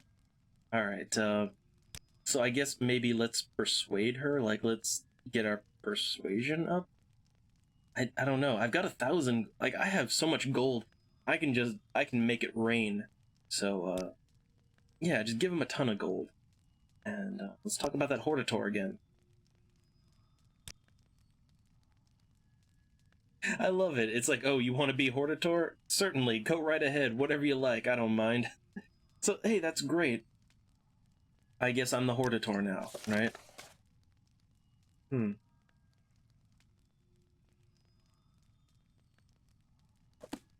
Okay. So we got her vote. I guess that means I have to get some other people's vote as well.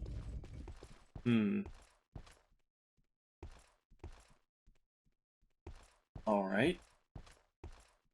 Yeah, I guess I'm gonna have to go to each council member and get their vote, and that's gonna be fun.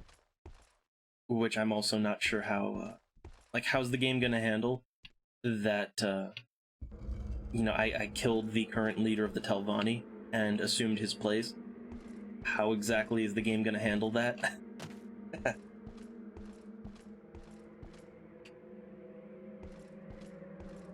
Well, so here's the thing. You mentioned it's like it's a better RPG than Skyrim. Well, you know, it's not hard. It's not hard to be a better RPG than Skyrim. I mean, and I'm not gonna look. I'm not dissing on Skyrim because I like Skyrim, but Skyrim it's an action adventure with RPG elements. All right, that's the best way to describe Skyrim. It is an action adventure with RPG elements. I think if you don't think of it as an RPG, you'll get more out of it. But if you want an actual RPG, then no, you want to play something like this, or you know, you want to get more old school, and you know, the Might and Magic, the Wizardry games, things like that. You know, you want a real RPG, then that's the way to go. They're not going to look as nice, they're not going to play as nice, but you know, better RPG. Speak quickly, Outlander, or go away. Okay, let's go to, I guess, Telmora. Yeah, let's try to work our way to Telmora, and there's actually an Ashlander camp that is very near it. I think it might be better to try to get the Ashlanders on my side before I try to get the houses on my side. Although, okay, hold on. Telnaga. Telnaga is right here. I might as well try to... Yeah, I might as well try to get Telnaga on my side. Because there's got to be somebody up in that mushroom castle. I'll try to get them on my side, and then we'll go talk to the Ashlanders. Oh, well, yeah, the Forgotten Realms games, you know, that's all nice and good. I always found it kind of funny. So, here's the thing, I kind of find it funny that, like, when most people think of the D&D games, or they think of D&D in general, they think of Forgotten Realms, but Forgotten Realms is just a campaign setting. It's not the setting. It's just a setting of Dungeons and Dragons. It's kind of weird how it became such a huge thing though. And don't get me wrong, I like the Forgotten Realms setting a lot. It's like anytime I run a D&D game, I pretty much, if I don't make my own setting out from scratch, I usually go with Forgotten Realms because it's a very good setting, but still.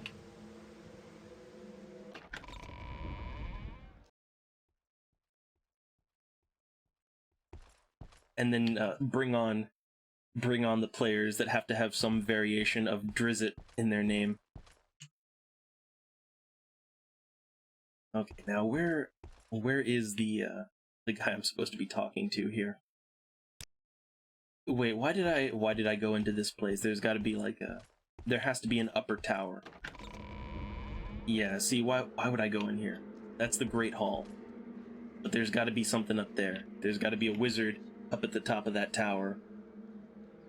So let's use our magic pants. Look, I've got magic pants that make me fly. So I'm gonna fly by the seat of my pants, literally, to the top of this tower. I'm gonna use that item as much as I can. Get all my money's worth out of it.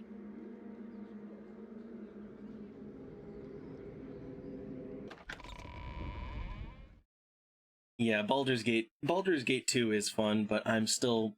Look, I'm more of a fan of, like, I like Icewind Dale. I actually liked Icewind Dale better, and I liked Ruins of Myth Draenor. I'm waiting. The Pool of Radiance remake of it. I like that a lot. Oh, come on, I can't get past you. Can't get past you. They're just gonna block me. They're just gonna block me like that. Okay, let's try to fly around them. Come on, there we go. There we go. This is the top of the tower.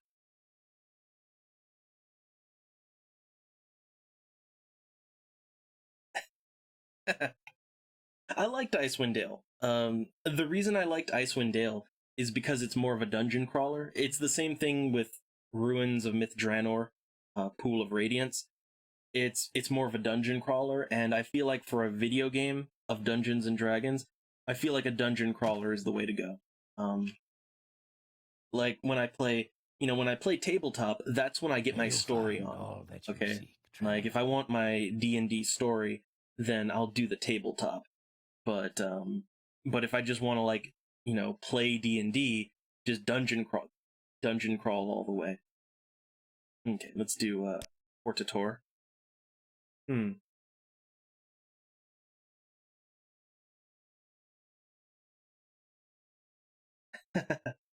I love this. He's like, fine, whatever. I don't want to be rude, Archmagister, but shouldn't you be talking to young Arion? So, okay, I have to go to my old master, my old wizard master, who I have surpassed him. That's who I need to be talking to. He wants no part of this. Okay, so down the hole we go. Ooh. I love that. I love that you can cast spells very easily while you're falling. It's great.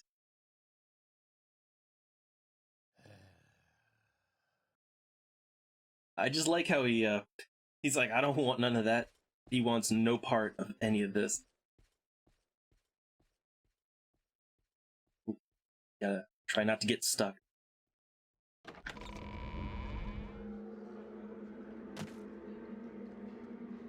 And yeah, to you, nerd. Well, it's like I just said. When I play a D&D video game, I would rather just play a dungeon crawl. And so here, let me tell you why I think that Icewind Dale is superior to Baldur's Gate 2 in terms of what I want out of a video game. It's because in Icewind Dale, you can create your own party. Like, from the moment you boot the game up, you get to create the entire party from the ground up. So, like, I can make every party member just the way I want, and it's my dungeon crawling adventure. Whereas with Baldur's Gate, which again, it's better for plot. Like, if you want a good plot, Baldur's Gate, that's the way to go. But you don't get to create every member of the party. in Baldur's Gate, you basically you create the main character, but everyone else is just kind of an NPC that's added to your party. Nothing wrong with that, but like I said, if I want, like when I want to play a a hard dungeon crawling D&D type of adventure on a video game format, I'm gonna go with something where I can make my own party from scratch. That's also why I like games like Wizardry and Might and Magic, because you get to make your whole party from scratch. I just feel like that's it's a little bit more authentic to the tabletop experience. That's all I'm saying. And I'm a huge tabletop nerd, so I go for what's kind of more authentic to it. All right, let's go to Telmora. I know. Outlander. It's hard to resist the giant space hamster. Minsk and Boo. Look, they're awesome, but it's just like I said. It's when I play a D&D video game, I tend to just want to crawl through a dungeon. That's all I really want to do. I want to make my own party, and I want to crawl through a dungeon. All right, let's go to Vos and let's talk to my former master, who I have ascended beyond him. But unlike a Sith Lord, I did not kill him. That was not a prerequisite to being the Archmagister. I just had to kill the current Archmagister. So it's kind of like, if you want to be the next Pirate King, you just kill the current Pirate King, and that's how that goes down. Well, that's kind of how House Telvanni operates. I just killed the current one, and now I'm in charge. Yeah, there's a lot of really good, funny characters. The good, funny, and just interesting characters in Baldur's Gate, but like I said, that's not really why I play that sort of game. Like for me, it's more a matter of, while I am interested in a good plot, and I love it, I'm more interested in just, playing the game and dungeon crawling, because, see, like, as much as I run, I run tabletop games, it's like, look, if you don't have any players, you can't play the game. And sometimes you just want to roll some dice, you just want to smash some goblins, and if you don't have any players, you can't do that. So playing a D&D video game, hey, you can roll all the dice and smash all the goblins you want all day long, because you got a computer to be the DM. So that's kind of what I get out of most RPGs. Plot is good too. It's nice to have a good plot, but well, if I want a really good plot, you know what I'll do? I'll just read a book. Because I have lots of tabletop books. Like, I have lots of adventure module books and things like that. And you want good writing and character. Well, there you go. So I guess it all comes down to how I consume media, I guess. All right, let's talk about being the Telvanni Hortator. Okay, so as the Archmagister, you are uniquely qualified, so there's no need to speak with the other counselors. Okay, he'll give me the Robe of the Hortator. It is an ancient artifact. Okay. So yeah, this is what I wanted. Yeah, I feel pretty satisfied now. My whole gripe was, wait a minute, you're gonna make me go back and you're gonna make me do all this stuff, even though I'm the No, just talk to Arion. It's all good. So yeah, I feel better now. Feel better about that. That's a shitty robe. A warm welcome to you. Man. So all I get is a terrible robe that's not really gonna help me out or do anything for me. So how can I leave now? Because this guy is blocking he's blocking the way. He's blocking my way out. I can't get out with that guy standing there. Hold on, let's alright, make a break for it. I really wish there was some kind of mechanic to push people out of the way. Like I really need to be able to do a running dash and just shove people out of the way. That's something that later games they got right. Okay, so hey, I'm the Hortator of House Telvanni. Awesome. So that's one down. That is one house down and one tribe down. So now we need, yeah, we have the 3 tribes, got 3 other tribes, and we've got 2 other houses. And that's what I need to do. So let's go up here to the Ahemusa camp. Let's go there. It's directly northeast of where I am right now. So,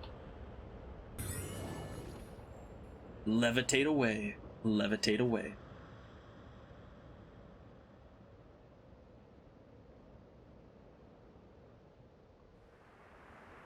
No, I'm not, see, you're misunderstanding what I'm saying. I'm not dissing them.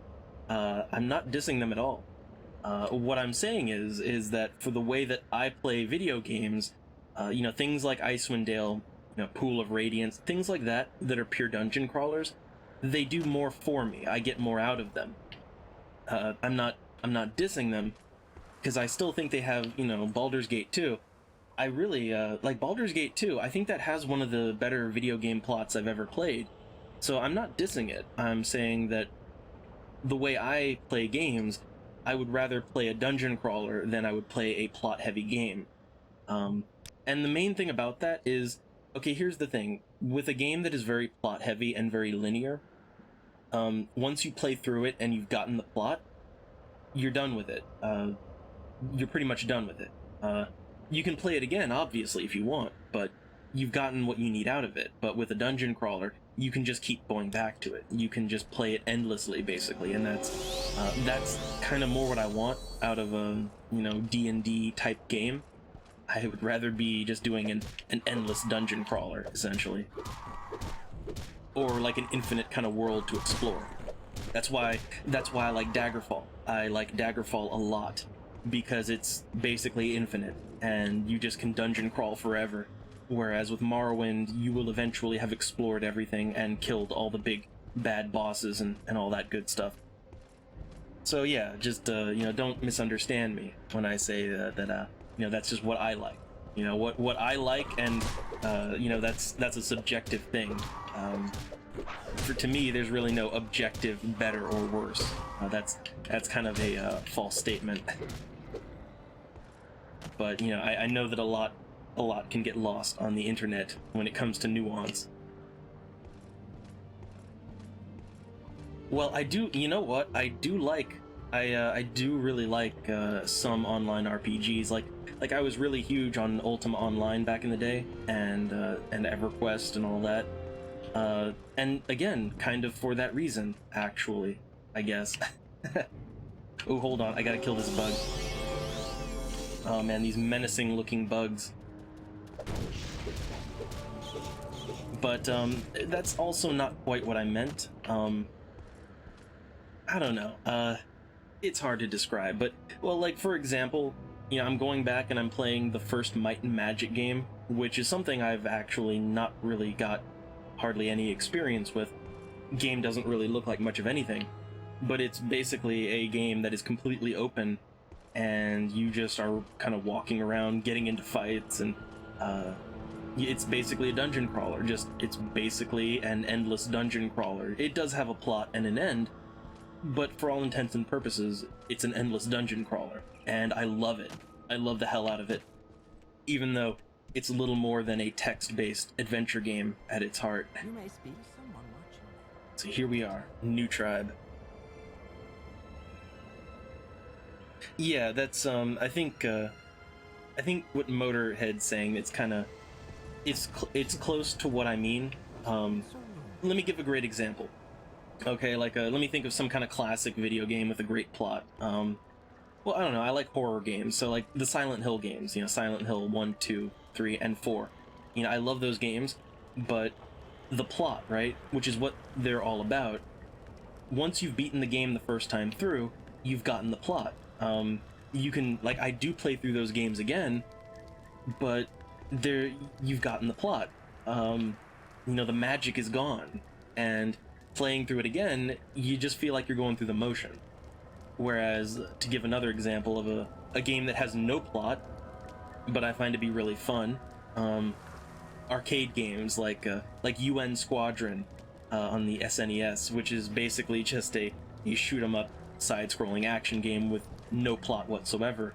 I can play that game all day. I can literally play that game all day long, just beat it over and over and over again, and I get a lot out of that, you know, and it's because it has no plot to bog it down. It's all about preference. It's all about how you consume video games. I think that's the best way to put it. It's not like, you know, dissing on anything. It's just how different people consume video games. And now I'm trying to find the ash can of this camp. I'm assuming they're gonna have like a, well, hold on, this is the ash can's yurt. They're nowhere to be found, so I guess I have to wait and try to find him. Unless this is him.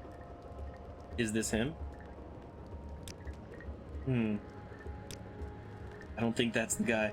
Maybe I have to wait until nighttime and then they'll come back to their camp. Yeah, it's like watch, you know, everybody just kind of empties out because of wrong opinions on the internet. Oh.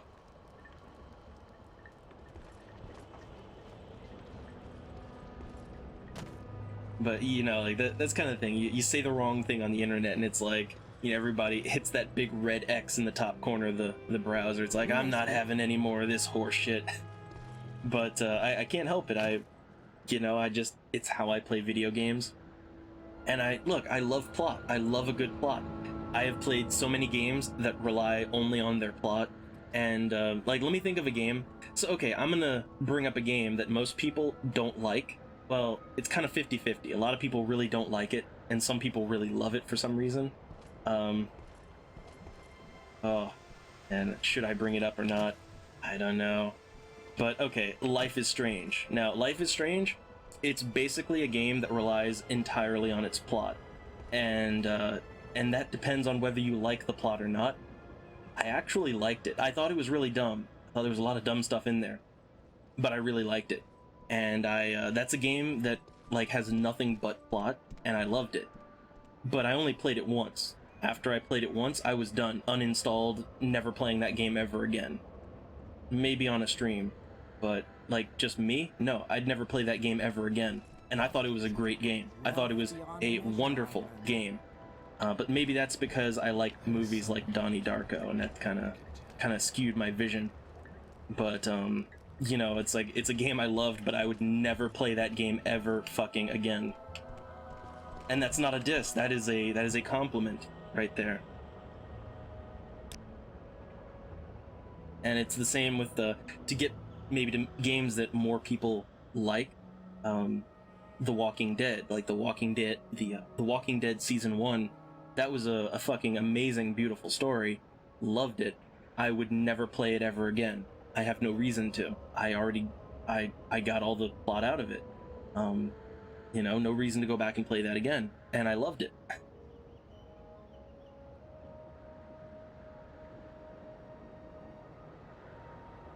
But yeah, I have to clear it up, you know, I have to clear the air up, because a lot of people think they hear something negative, and they immediately jump to, oh my god, he hates everything. But no, it's not what I just like to clear the air that's not what I'm saying at all. I can love something and have a lot of negative things to say about it. I can love a game, like I can absolutely adore a game and only play it once and never want to ever play it ever again. And that's just kind of how I am. Now, where is the Ashcan? Where's the leader of this tribe? I don't see him anywhere. And none of these people have anything like Wait, hold on. He says speak to the wise woman Sinamu Mirpal first. Okay. Okay, we got a name. So let's try to find their house. Now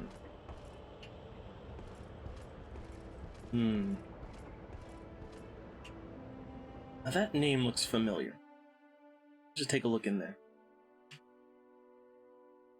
No, he doesn't have anything, nothing to say really. So let's try to find the wise woman. I'm not sure where she will be. But I'm gonna look around. Let me get a local map going on. We see their hut. There we go, the wise woman's yurt. That's where I have to go. Mutsera? Hold on, is this it? No, wrong door. This is the one. Here we go. Let's just quick save.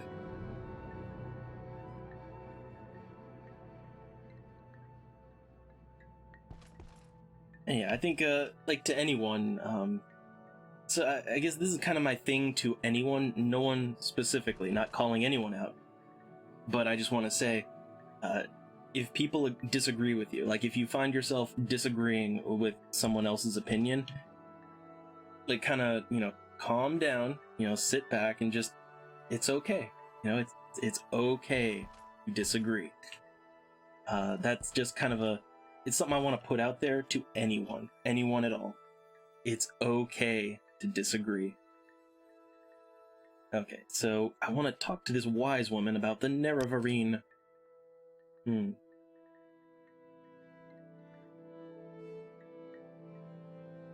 Okay, so the Gulakans. Now what's that? So the Gulakans of Aramusu are... Oh god. So Kausi, Herder, and Initiate. Duta Dalk, Hunter, and Brother. Okay. But what does it mean? I guess I should maybe talk to people?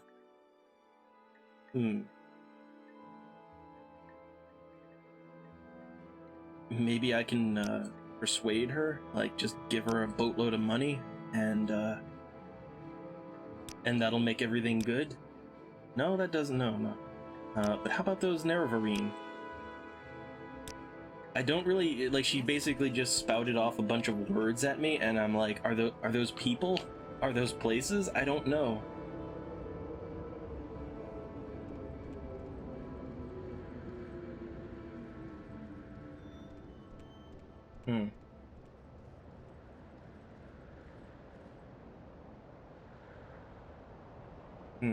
Yeah, I don't know. It's just people can be strange on the Twitch. A lot of people will just kind of, like, I've had people just mild, like a very mild disagreement, and then they're just like, nope, I'm out of here. I was all in before, but nope, you sir hath disgraced mine honor. So I guess hold on, we have a no quest update. So the Gulakan, I don't know what that is. They just spouted off a bunch of words at me, and I have no idea. Is that something I can talk to other people about?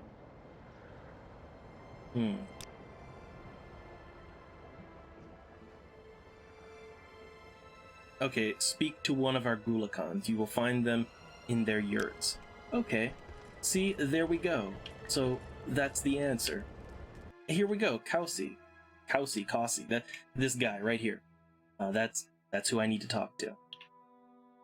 So, so Nerevarine.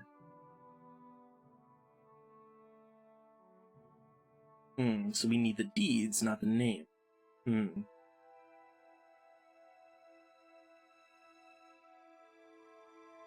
Okay, so he says to go to the wise woman. I went to the... Man, Ashlanders and their traditions.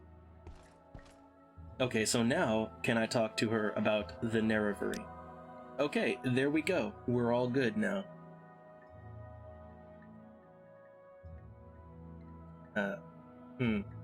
And, yeah, to motor, like, the, the first Dead Space, I think I've played through the first Dead Space, like, maybe 3, 4... Maybe 4 times. I've played through the first Dead Space maybe 4 times. Dead Space 2, though, I only did that once. But the first one, I've played through that a lot, because there's a lot of gameplay. There's a lot of gameplay in there. But, I gotta say, right, I have to say that, anymore, like, I would rather, I'm trying to get there's a lot of tabletops I'm trying to get interest for, and The Void, I would rather play a tabletop game of The Void than play Dead Space again if I have the option, because I could do everything. Like, I could kind of make my own freeform kind of, you know, horror story that's more dynamic with The Void than I could with, you know, than playing through Dead Space again. Because I'm kind of getting to the point where, like, I know everything there is to know about Dead Space, so it's like there'd be no surprises going through the gauntlet and that again, you know, going through all the you know, it's like I'm getting to a point with Dead Space where you're never gonna run out of ammo, you're never gonna run out of health. Like, I know how to kill things too effectively. And I think, like, I think a tabletop space horror game, that would be more my speed nowadays. Alright, let's see,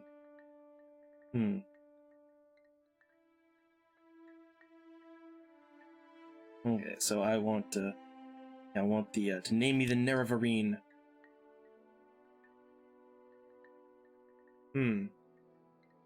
Let's see, the Ahamasu need a safe place. You will provide that safe place.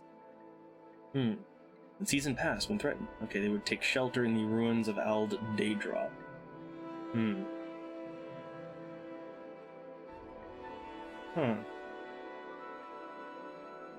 So let's see, first I will go to Ald Daedra and make it safe. Okay? So then I will return, and they will accompany me there, and if it's safe, then I'll be the Nerevarine. Awesome. So all I have to do is clear out a Daedric shrine. Okay. So the surface ruins are on an island, a great distance north, as the racer flies. Okay. So we have a tangible objective now. Like, we have a tangible goal that we can accomplish, which is, you know, actually, I'm guessing it's that right there. Yeah, I'm guessing. Let me pop open the world map. Yeah. That shrine, that's where we gotta go now.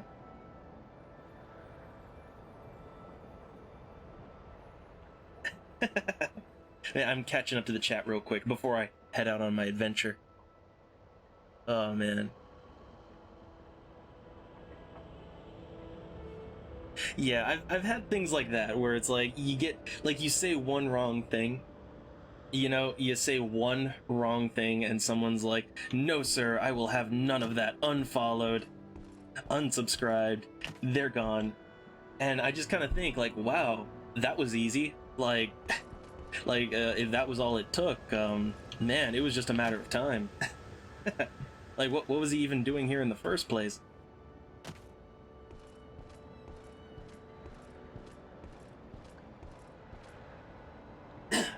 And that's why I'm not an internet superstar. Oh no. Okay, let me get my water walk on. I'm just gonna water walk across the ocean, get where I need to go. No cliff racers, that's good. And, you know, the original Dead Space, man, that, you know, burn, go for it, it's good times. I think the original Dead Space is actually, first off, it's the best one. The original Dead Space is the best one out of all three of them. And honestly, it's the best, I honestly think that it is the best, most satisfying space horror story out of all of them. Like the other ones, they kind of took the series in a different direction after the first one. They decided that they wanted it to be more of an action series. Like, you know, they wanted it to be a high action, thrilling kind of thing where, you know, Isaac is spouting off one-liners and you know, walking away from explosions all cool, and that's, man, that kind of kills the atmosphere. It really killed the atmosphere of horror and uncertainty that the first one built up, which was a shame, big shame. I still think, like, the second Dead Space, I enjoyed it. I enjoyed playing it. I thought it was fun. That's the thing. I thought the second Dead Space was a lot of fun, but it didn't really scratch my my hard sci-fi space horror itch like the first one did. and then I just didn't play the third one because I didn't like what I saw at all. But again, people that like it, that's awesome. If it scratches your itch, then it's doing its job. But for me, it just wasn't what I wanted.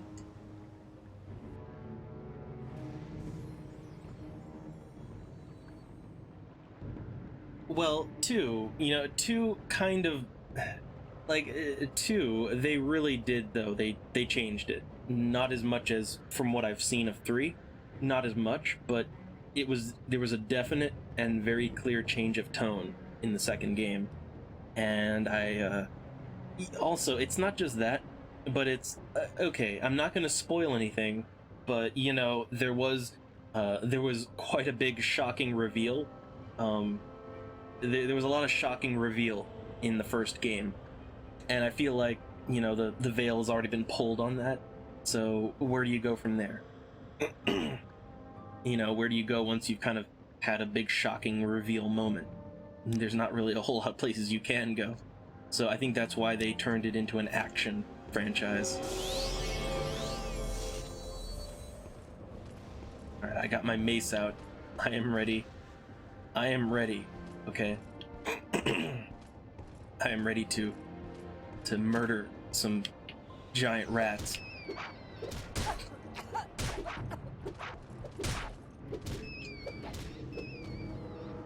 Was that it? Was that the terror of the ruins? I have a feeling that wasn't the terror of the ruins. I have a feeling that there's more. So yeah, let's look around. Oh wait, there's a door. Hold on. Another giant rat. Yeah, I see some ruins over here. Let me make my way over here. Yeah, I think you can enjoy all 3 of them. Let me take a sip of my water real quick. I think you can enjoy all 3 games, but it's just, and okay, like, you know, this applies to everything that I do. When I play a game, I'm usually looking for a certain something in that game.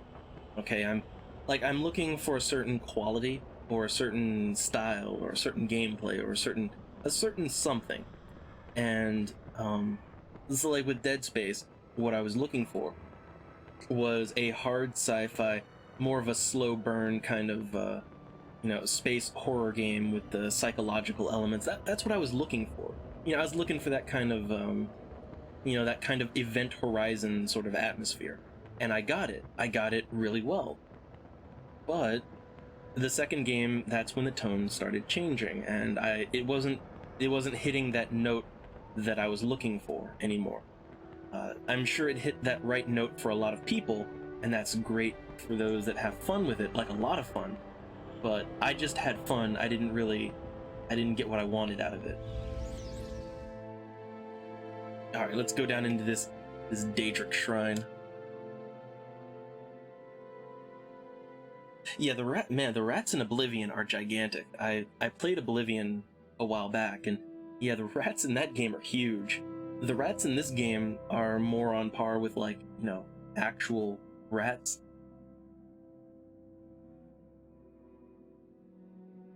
Alright, let's see. And my magic is kind of low. How many potions do I have?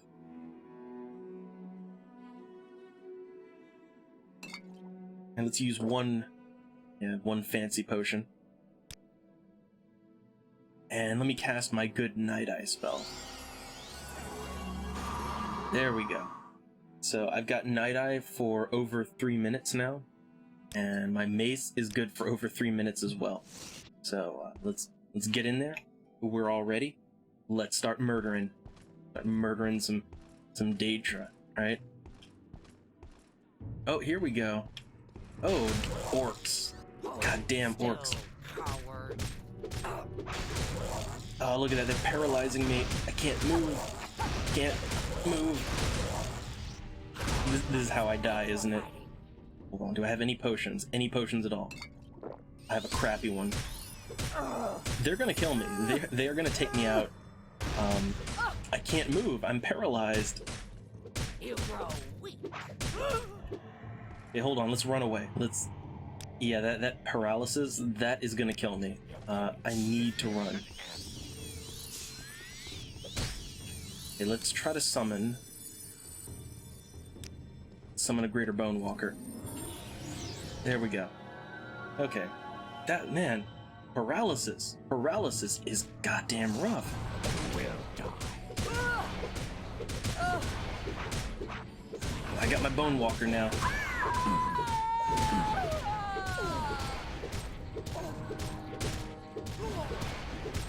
Man, orcs are tough.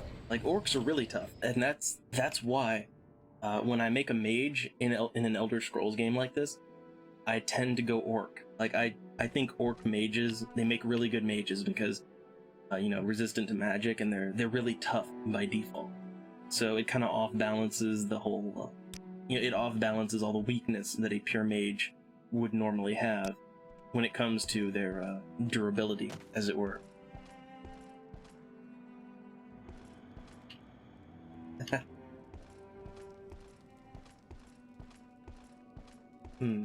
Where... Nice shrine here. But... Gotta be some more people in here. I guess what we're gonna be doing now is we're gonna be clearing this place out. Like, we're gonna go room to room. Alright, just room to room, clearing the whole place out. Yeah, that's what we're doing. That is what we're gonna be doing. I hear people casting spells. Oh my god! What in the actual fuck is going on down here? Are they friendly? Huh. Now look, they're asking me. They're asking me who I am and what I'm doing here. Well, who are you?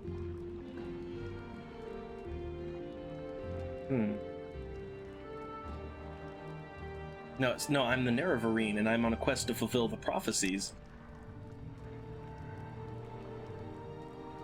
No, you are the false incarnate, and the devil of lies.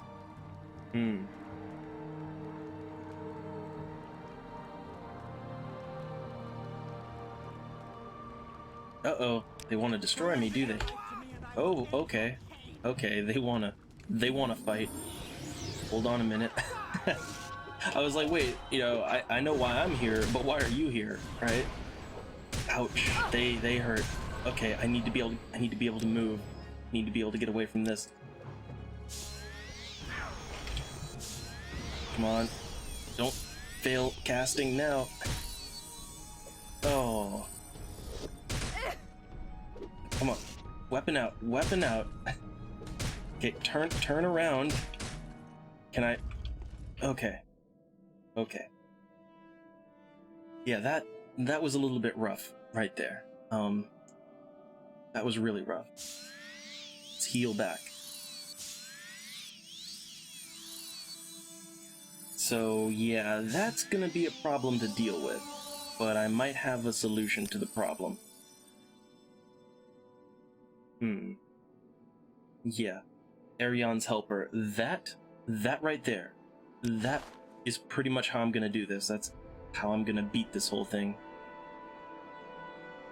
So, okay, this is gonna take some finesse. So what I'm gonna do is I'm gonna quick save, and the helper. Let's do it. Okay, there we go. We summon up the helper. And they're gonna go nuts. They are just gonna go completely nuts on them. There we go. There we go. Let's take the glove off. I really like that glove. So yeah, Arion's helper is an amazing glove that I got from doing the House Telvanni quest. And what that glove does is it summons 3 Atronachs, which it looks like one of them died, but it summons a frost... Oh, hold on. My Night Eye spell wore off. But it summons a frost, storm, and fire Atronach all at once. And they just unload. They just unload with AoE spells on anything nearby, and it is glorious. Cast Night Eye 3. Hold on. Failed. Try that again. There we go. So yeah, these guys. I don't know why they're here, but they've got a demon maze. A demon maze worth 10,000. Now, okay. What exactly is the point of... So, okay, what is the point of an enchanted maze? And the enchantment on it is to summon a bound maze. What is the purpose of that? I mean, it's like just swapping weapons out. I don't really understand why you would have to do that. Well, either way, they've got some Indoril armor. Ooh, they've got some fatigue potions. I'll take that. Yeah, fatigue and health. I'll take their mace, too. Because, why not? I love looting things, so I'll take anything I can get my hands on. There we go. I can sell them later. I can sell them for a couple of extra coins. Before I go any deeper in here, I should probably get my health back.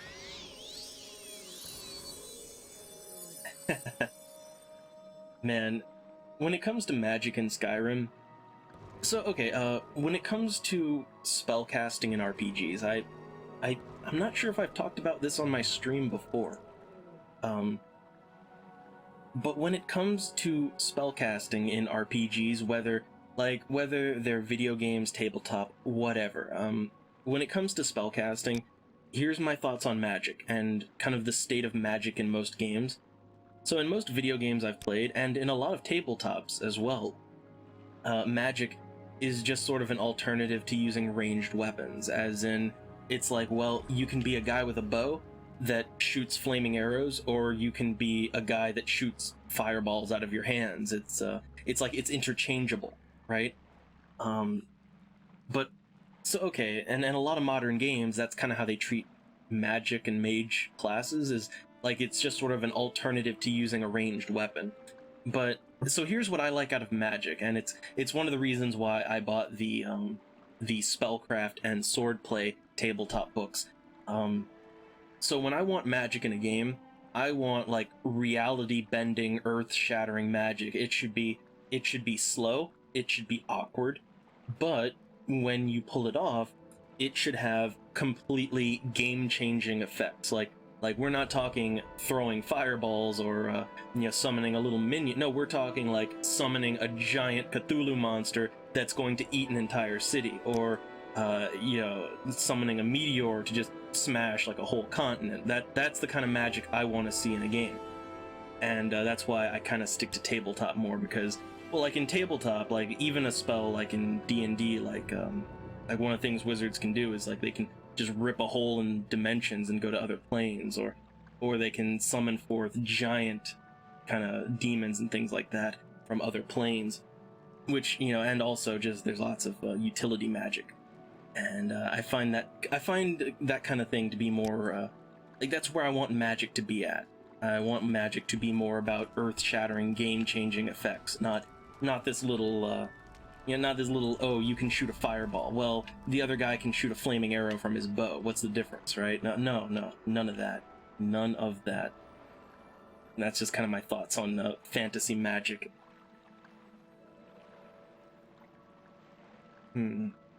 I don't think I need any of this.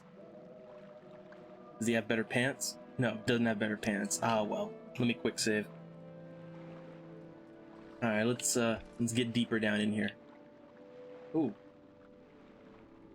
Fortify restoration.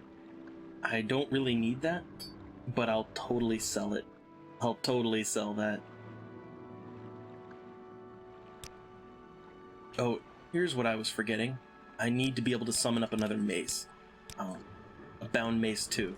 That should do the job. Oh, hey. That looks nice.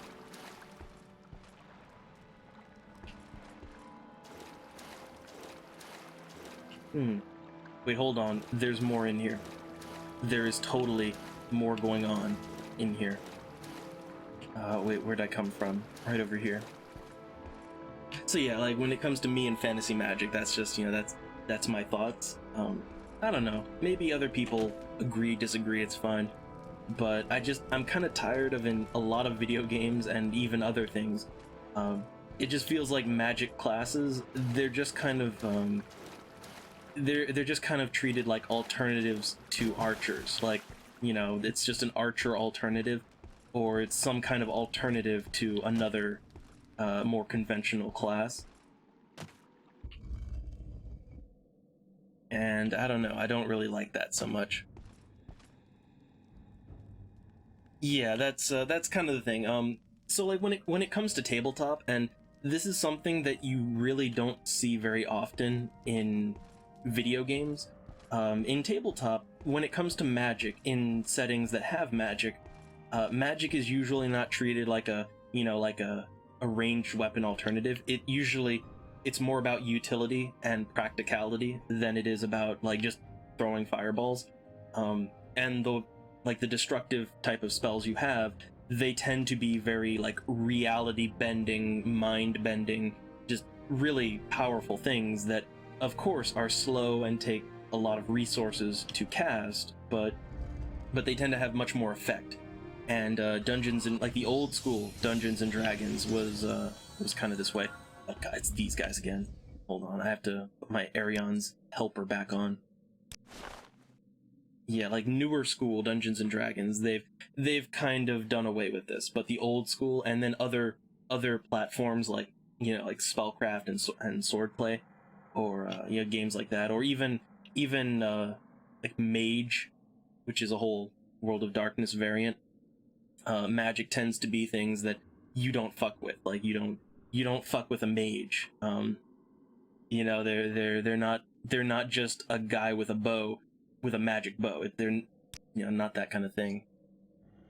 All right, let's see. I've got my little summon hand on, and I'm gonna have to use a bound mace as well. But I think I can do this. Let's get in there. Okay, summon. And now let's summon up my bound mace. Alright. Let's get in there. Let's start beating things to death. Man, everything is exploding. It's great. See, that right there, like just that kind of destructive, yet summon up a bunch of elementals that just wreck everything, just explode everything. That's more in line with the kind of you know, the high cost yet very effective magic that I want to see. Let's use a Hearth Heal. That's probably going to be all of the enemies in this little area. I'm guessing anyway. Wait, hold on. There might be more. I can't really see. Let me put Night Eye 2 on. Oh goodness, look at that. There's an inner shrine. That's gonna be fun. But yeah, I'll have to, you know, one of these days I will have to pop open some of my tabletop stuff and maybe, you know, use the accompanying PDFs as a as a screen reference. I'll have to kind of show off some of some of the types of magics you see in some of the fantasy tabletop games, the more classic ones. You know, newer school fantasy games, they don't really, they kind of watered down magic, but no, the old stuff, that's where it's at when it comes to tabletop and magic classes. Fortify Magica. No, I want Restore, not Fortify. Which, hold on, are these... That's Restore, okay. I'm just making sure.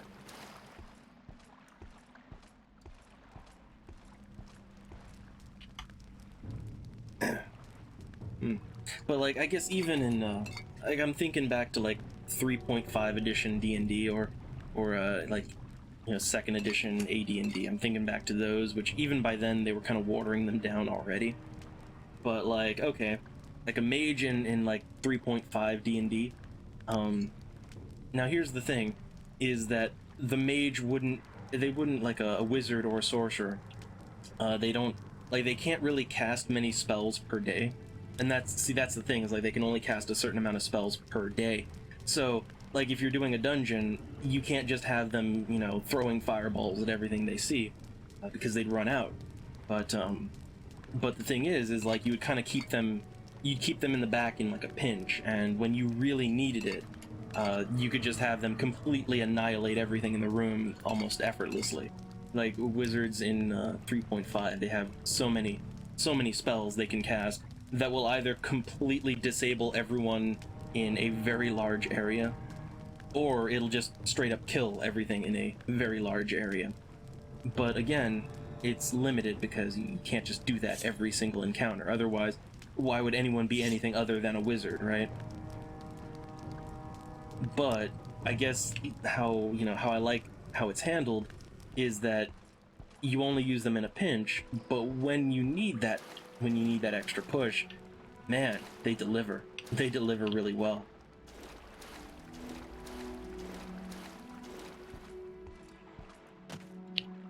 Alright, so I've cleared out the left wing. So now there's just the inner sanctum, which I'm guessing that's gonna be where that's where the real hard stuff is. That's where all the monsters that are just gonna kick my ass are. If I could take a guess on that. I don't want any of these potions, do I? I'm tempted, but I don't think I really want them. Now, how about the glove? Can I use the glove one more time? Yes, I can. I can use the glove another time, so... Let me cast my Night Eye. I'll go with Night Eye 3. There we go. That will keep me, it'll keep me all lit up for a little while. Oh yeah, here we go. Here we go.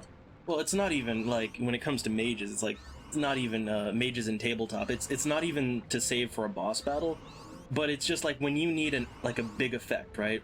Like when you need to really, like, you know, do some earth-moving effect in order to accomplish something, that's when you use them, which, you know, that might be a boss battle. You know, that can mean a boss battle. But it can mean a lot of things. It's not letting me. There we go, there we go. Okay, now these guys gonna murder everything. But like, okay, here's a great example of one of the best spells in D&D, in old school D&D. I think they changed it for the newer editions, but it's called Wish. Alright, the spell is called Wish, and the spell literally lets you make a wish.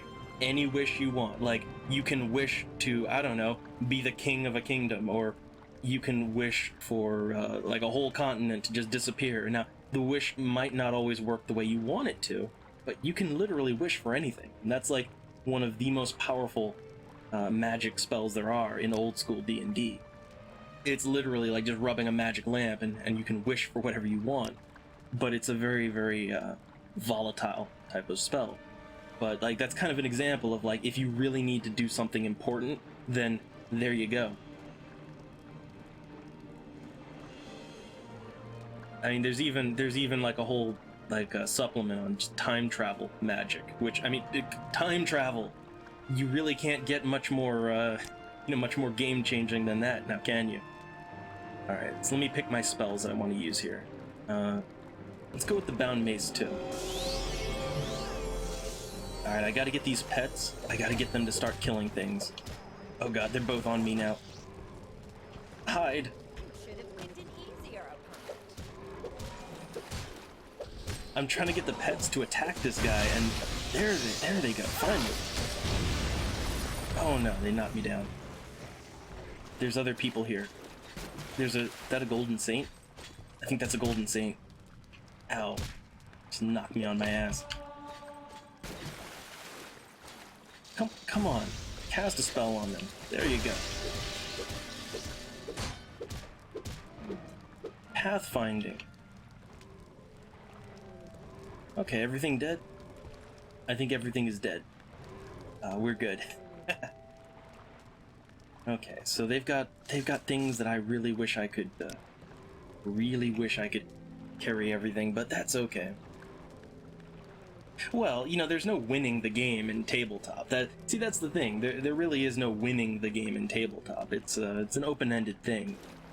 I mean, and remember, you can wish for a lot of things, but you have to roll the dice, and the dice might not work in your favor, or you might get your wish, but there might be a crippling downside. That's kind of like you could wish for your own kingdom, but if you roll the dice wrong, well, hey, you're the king of this entire empire, but guess what? There's a civil war, and you're about to be deposed of your throne, right?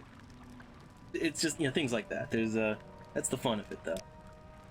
And I think with video games, you don't really get that kind of, you don't get that kind of, just malleability, to kind of just have freedom with the game. You don't get that with video games, so I think that's why Magic kind of got relegated to being just a bow alternative, Let me use my open spell here. Yay! Oh, hey, I still got hit by the trap. I got paralyzed. That's nice. Oh wait, is someone hitting me from behind? I think someone's hitting me from behind. I think I'm getting murdered from behind. Let me chug a potion. And let me see if I can heal myself before I die.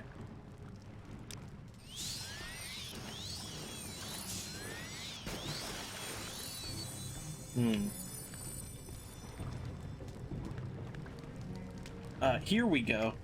I was kind of wondering. I was like, I'm being hit from behind. Where's that coming from? And let me summon up. And let's summon up a Greater Bone Walker. There we go. Greater Bone Walker, and I've already got my mace out.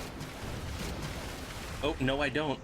I was about to say, well, at least I've got my bound mace. No you don't. It unsummoned right there. Alright, Bone Walker. Debuff the shit out of them.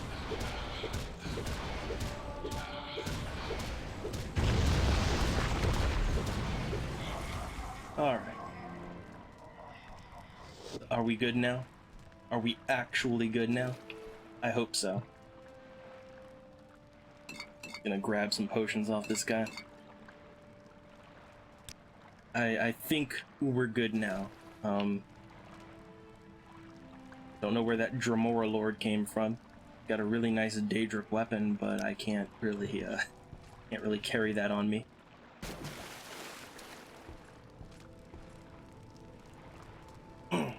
But man, see now I got all in the mood. I got in the mood to bust out my D&D books again. It's been forever because I have a lot of other tabletop games that are better than D&D.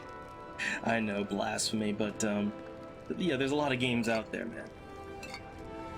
But there is one, and it's something that anyone who's ever played like anyone who's either played a high-end game of D&D or who's had a dick dungeon master like me, there's one encounter, the Tarrasque. Like anyone who's ever been encountered by a Tarrasque, like it's Godzilla. Like the Tarrasque is basically Godzilla, and you're gonna lose, you're gonna die. And so I think it's at that point you kind of need, you better hope you've got a wish, right? Alright, later motor. Later motor. Which, oh, that reminds me, I've been playing Morrowind for so long, I really wanted to do some other games here today. I wanted to do a little bit of Shadowgate. I wanted to try to do a little Shadowgate. I wanted to try to do maybe a little Might and Magic at the end. I've been doing Morrowind for too long. But I got all caught up in clearing this shrine.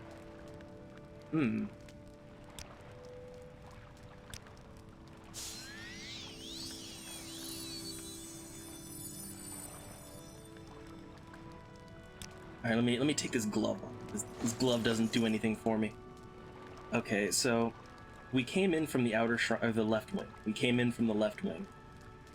So let's try to... Yeah, let's keep going deeper in here. Wait, is there a deeper? Okay, that goes to the right wing.